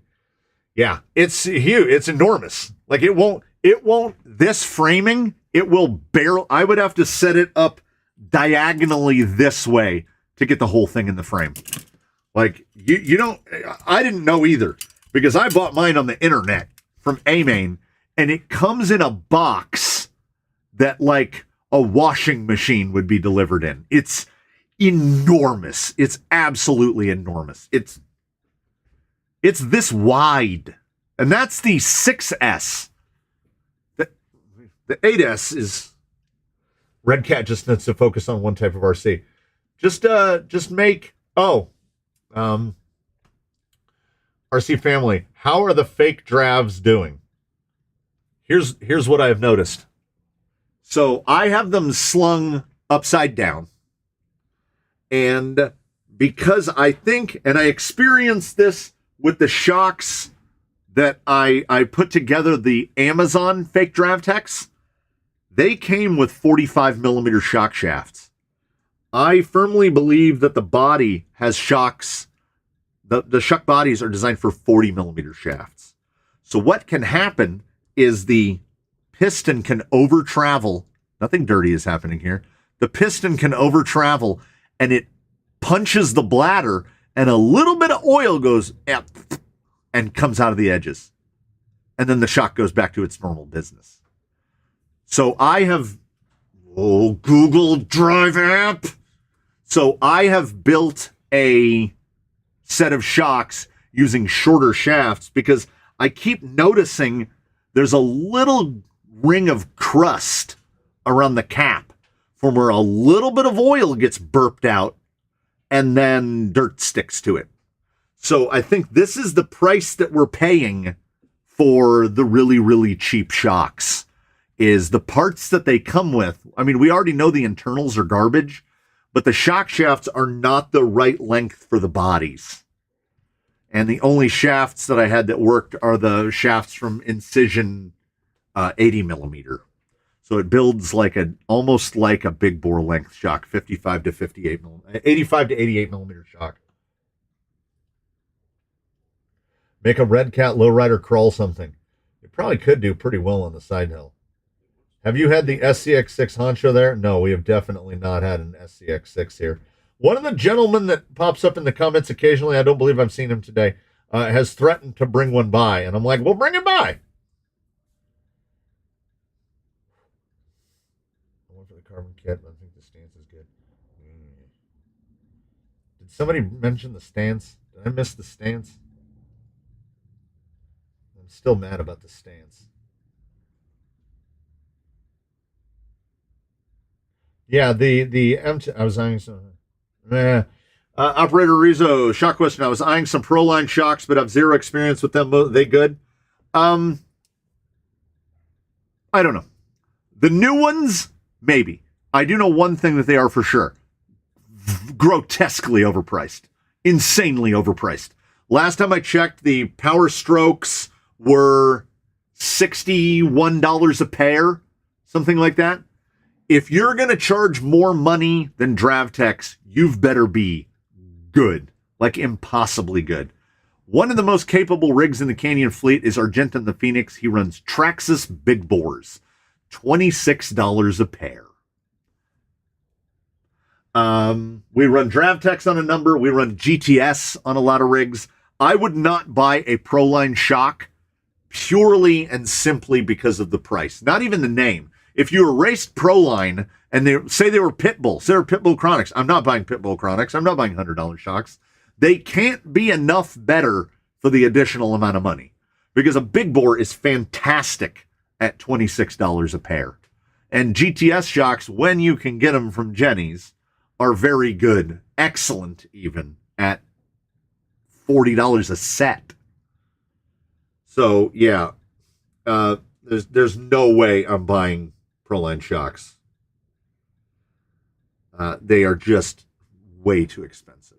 And when I was building Power Strokes specifically for the Slash, there's basically nothing I could do to stop them from leaking. They leak. Some of the worst leaking shocks I've ever seen. A buddy of mine bought them. I was configuring them up to put on his Slash two-wheel drive, and we finally gave up, and he sold them on eBay for what he paid for them. Because there's still a market for them. Oh, you asked because the Ascent was advertised as the low-cost comp RTR. There's absolutely nothing comp about the Ascent. What they were smart is that if you actually look through the ad verbiage, they never actually say comp. They never use the word comp. It had absolutely horrific geometry and pretty much the worst, no gear reduction of any kind. I think the final gear reduction was like 25 to 1, which is why it came with a 42-turn 550. It's all the same electronic suite in the Ascent that came in the lowrider, in the hauler, the lowrider hauler. Nothing about it said performance in any language. It was garbage from the ground up. And there are still a great number of people who will defend it vehemently. Man, my Ascent crushes lines that my buddies can't do. And I'm like, okay, good for you. But I guess that my measuring stick is, I don't know, I'm looking too finely. Other guys are going, huh, and I'm going, And the Red Cat leaves effectively everything to be desired. At full compression of the shocks in stock configuration, the links are down at about a 15-degree angle like this. Like, you can't compress up past level. Which, when I think comp, that's what I think. I think links level at ride height, which is where they should be. That way you slide over obstacles. But Red Cat is like this. It wasn't designed well, and it wasn't built well, and the low price point was designed to draw you in with the low price point, with the idea that it's going to be better. Just like the idea behind the Ascent 18 is to lure people in with the $99.99 price tag. And then here's what you do. Go on Red Cat and price up all the options parts, the Red Cat branded options parts for it. It's like $400. So you can put $400 in options parts on your $100 18 scale crawler, which I consider to be something the equivalent of putting $80,000 into a Honda Civic. You can make a really pimpin' Honda Civic, but guess what? At the end of the day, it's a Honda Civic that you poured $80,000 into. You're never going to see a return on that investment. And when you pour money into a Red Cat Ascent, you're never going to see a return on that investment. Because if you put even $100 into your $299.99 Red Cat Ascent, that's $400. And you can build a rig for $400. That's way better. Way better. He's been over here before. This chassis was $60. These are so $200 is the chassis, the gearbox, and the axles. That gives you $200 to sort a body and electronics. And if we wanted to really Ascentify it, buy a bunch of garbage. Go on eBay and buy takeoff RTR gear for $30, because that's what you're getting on the Ascent. The electronics don't count. Everybody says, "Oh, well, you have to replace the electronics." So we'll allow a budget of $150 for that. So now $100 in parts, because the tires were this. So $299 plus $100 is $399 plus $150 to and guess what? You're about $550. You know what costs $550? This. A Red Cat Ascent, regardless of its lineage, regardless of what it has in it, is never, not even close. Never. In anything resembling a competition, this would kick the poops right out of a Red Cat Ascent. Hands down, on any day of any given week. And I would put something on it. I don't know. What do I have to wager? I would put something on it. Neil Daniels said the Honda Civic is one of my favorite cars. There's nothing wrong with a Honda Civic. My first car was a Ford Festiva. I drove a Mitsubishi Mirage after that. There's nothing wrong with most cars, but here's the thing. If you're sitting there in your Honda Civic, which you love, that's fine. I have a Scion TC now. It's not exactly a Porsche. If somebody came up to you and said, "Here's 80 grand to put into your Honda Civic," are you going to do it? Are you going to do it? Or are you going to go out and buy a nicer car? Because that's Red Cat. That's Red Cat. If you take the money in your hands to make your Red Cat better, there's no Red Cat left. I built my Class 2 comp collar for €400. Yeah. I have a buy list. I have a shopping list up on Amazon where you can basically build Toothless for under $500, all in, including a dig gearbox aftermarket servos, aftermarket tires, aluminum beadlocks, all of the things that you would have to add to a Red Cat, but you start off already with good axles, good gearbox, good electronics, good everything. So I bought an SE Element that cost $800. There's nothing wrong with that either. Our Genum's like $1,400. It's fine. You can't put a price on fun. But working on that Red Cat, I did not find it be fun.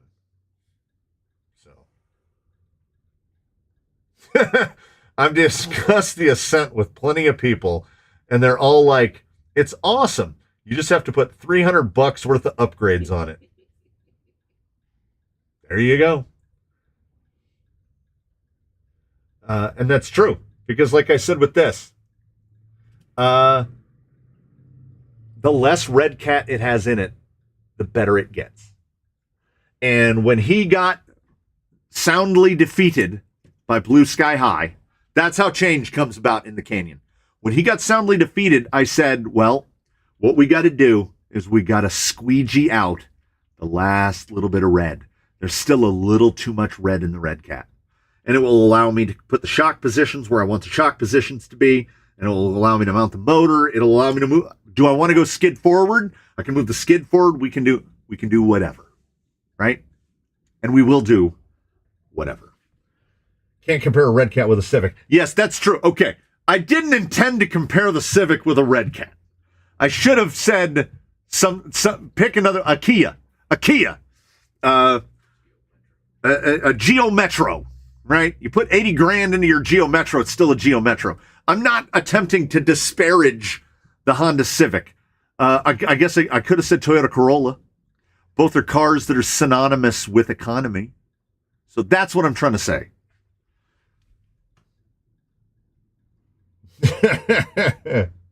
Yeah, I didn't have to figure out the geometry on the Element. Yeah, they did that for you.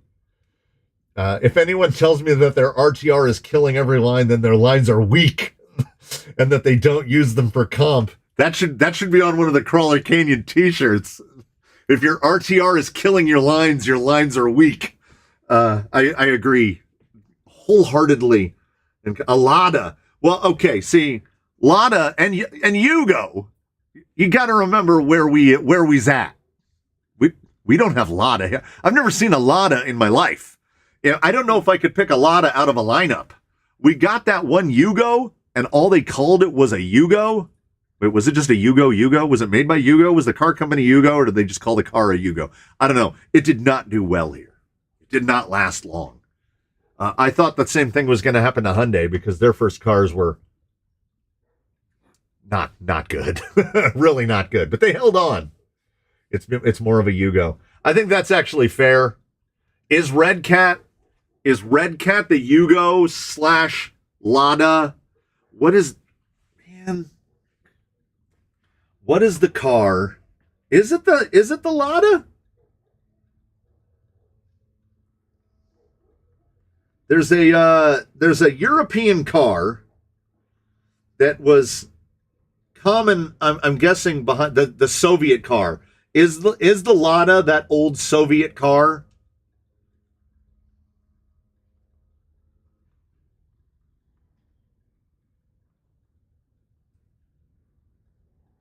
See, we don't know enough over here in America. The iconic, legendary, unreliable cars of Eastern Europe. So, I mean, the Yugo is certainly one of them.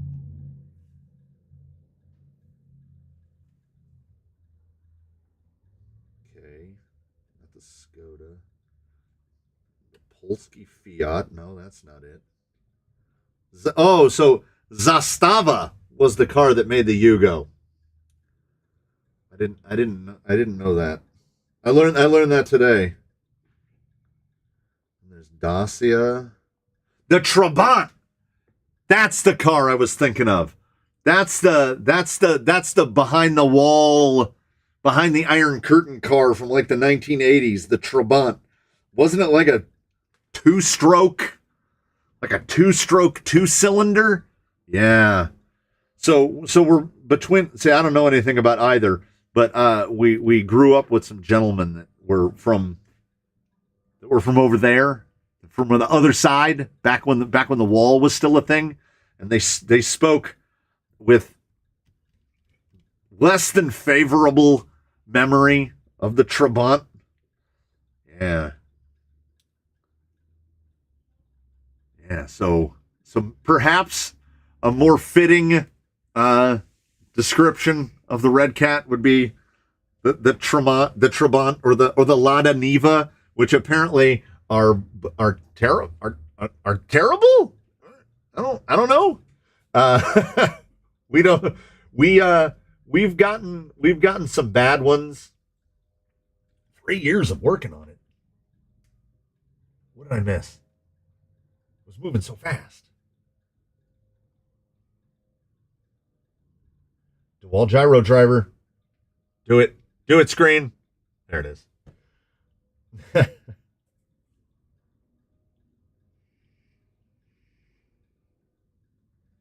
When someone brings their RTRs that's upgraded and drives your course and then drives your rigs, what's their response? I have only had a couple people ask to drive anything that's here. And I try to make it well established that if anybody wants to drive anything, they are absolutely free to drive anything they want. And like, I threatened to make my my kid come out and drive one in a video. They owe me $53.39. And it's doing it again. And I keep track of that because they're always out of money. So I'm like, I will extract that money from you in labor because I'm going to keep it down this way. Kind of wanted to see if it wouldn't make a pointy finger, but it really only recognizes thumbs up and thumbs down. I got it to work once. Yeah. Recognize something else. But I keep threatening to make them learn how to drive a rock crawler. And they're like, I don't want to break it. And that's not how they sound, but that's how I make children sound. I don't want to break it. And I'm like, listen, if I'm not breaking them, you're not breaking them. So, because I drive like a hoon most of the time. I spend more time self-riding, I think, than a lot of people spend driving in total. So there might be a video where I trick one or both of my kids who are now adult-sized into driving. I'm going to send them straight to Greenline, too. No. What are those arm floaters that you put on little kids so they don't drown? Water wings. No water wings. I'm going to send them straight to Gates. That's how we're going to do it here. Ain't that the truth? All my kids are always broke, too. Always broke. Always. They always need money for something. Red Hat had an opportunity to make a better rig coming in late. They failed to make it better than what's on market and it's a lowered price for the moment. Yeah. They Red Cat began as knockoff artists cloning other stuff and just never got any better at it. Like, if you're going to clone, be good. Make a good clone. That's fine. Do you know how many iterations technically, the Element Enduro is a 10.2. Like, they changed the gearbox a little. They fancied up a 3-gear, but they just updated a 10.2. And it's great. They did a good job of it because the groundwork was already laid and the homework was already done. Knocking off is fine, but don't make a cheap replica. Fix it or adapt it and go from there. But that's not what Red Cat does. Oh, it's getting ahead of me again.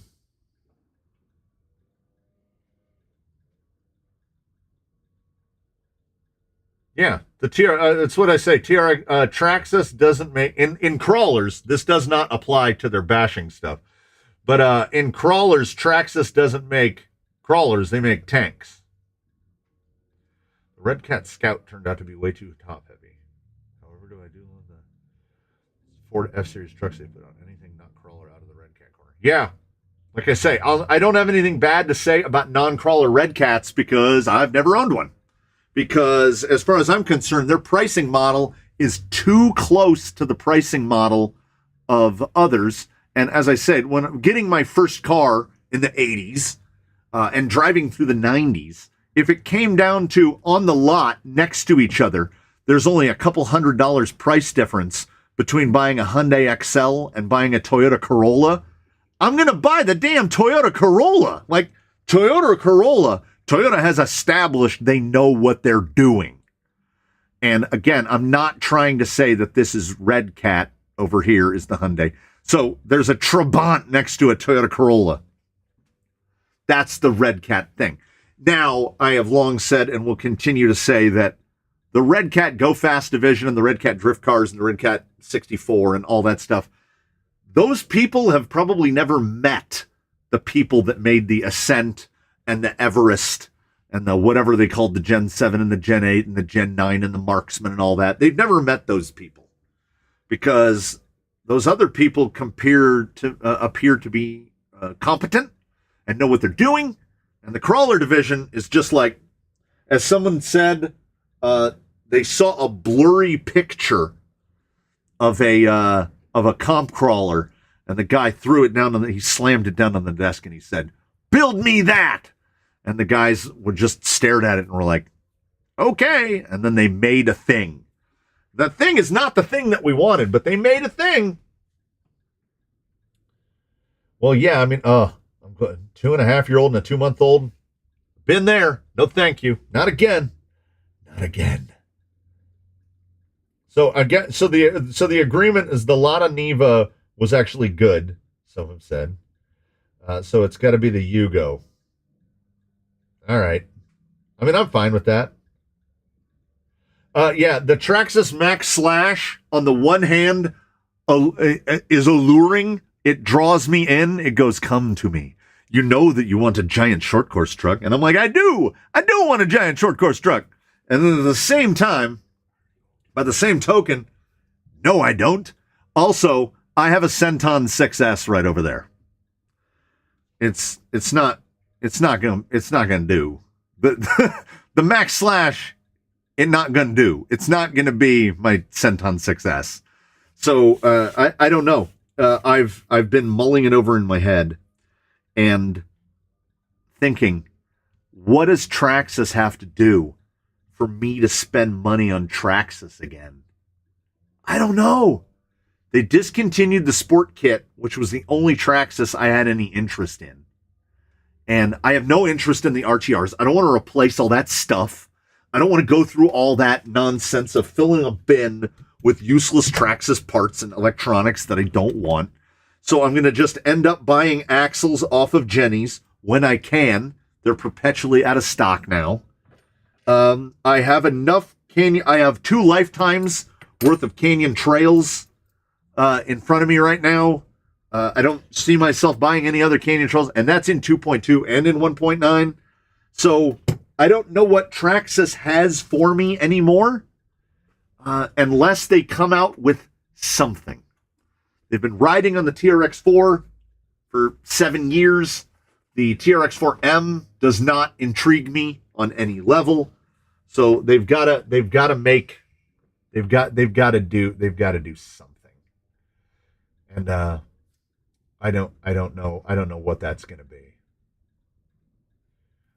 Anyone see that AliExpress FCX10 variant called a Yikon 4106? So is the Yikon 4106 just the FCX10? Because we don't have Yikon here at all.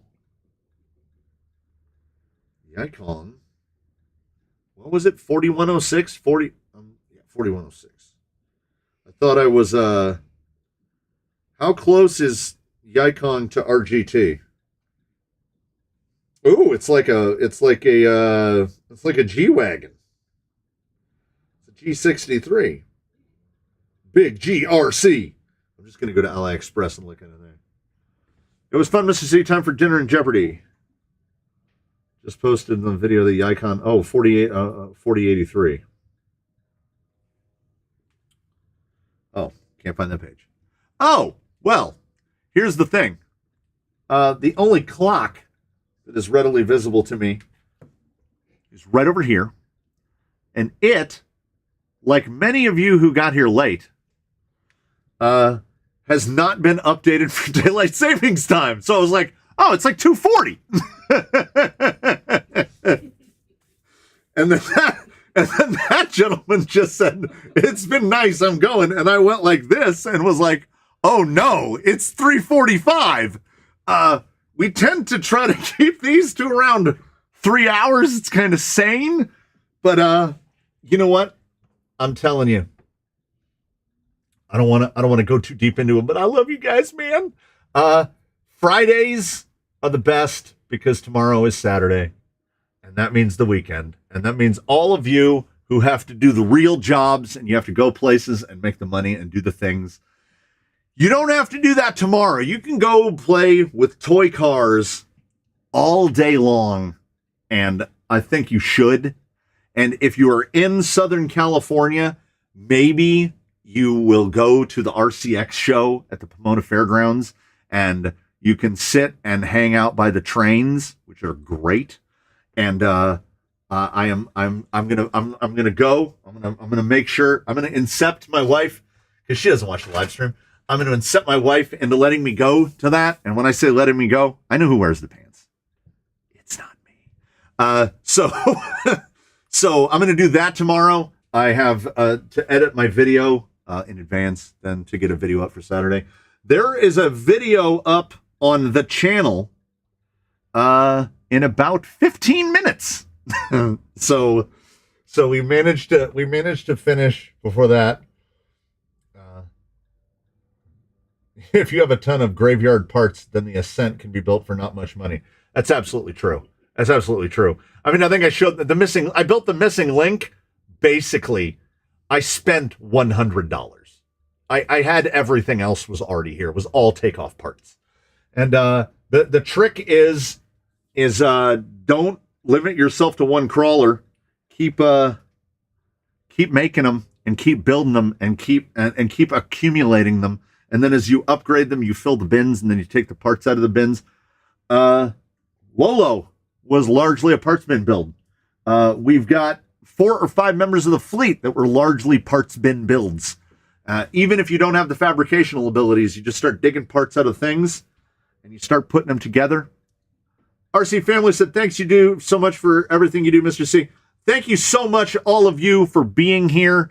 I love a Friday. Crawler Canyon Live is probably my favorite couple hours of the week because it gives me the ability to forget all of the important things in life, like the part of the roof that leaks, or how windy it is outside, and the fact that a tree might fall on my house. I don't think about any of that stuff. I just think about toy cars, good parts of toy cars, bad parts of toy cars, talking to all you lovely people, answering many questions as I could. I hope that I answered a fair share of the questions today. I look forward to seeing you again real soon. I will double remind myself to send an email to Jessie Gang over at Radio Link asking her for some coupon codes. She has been very gracious in the past. Sometimes they take like a day to activate. So like maybe after the weekend. We'll see. Anyway, I will see you all again very soon. Thank you for coming by for the ramble and the view. And we had, in total, 2,706 dropped frames. That is 0.7%.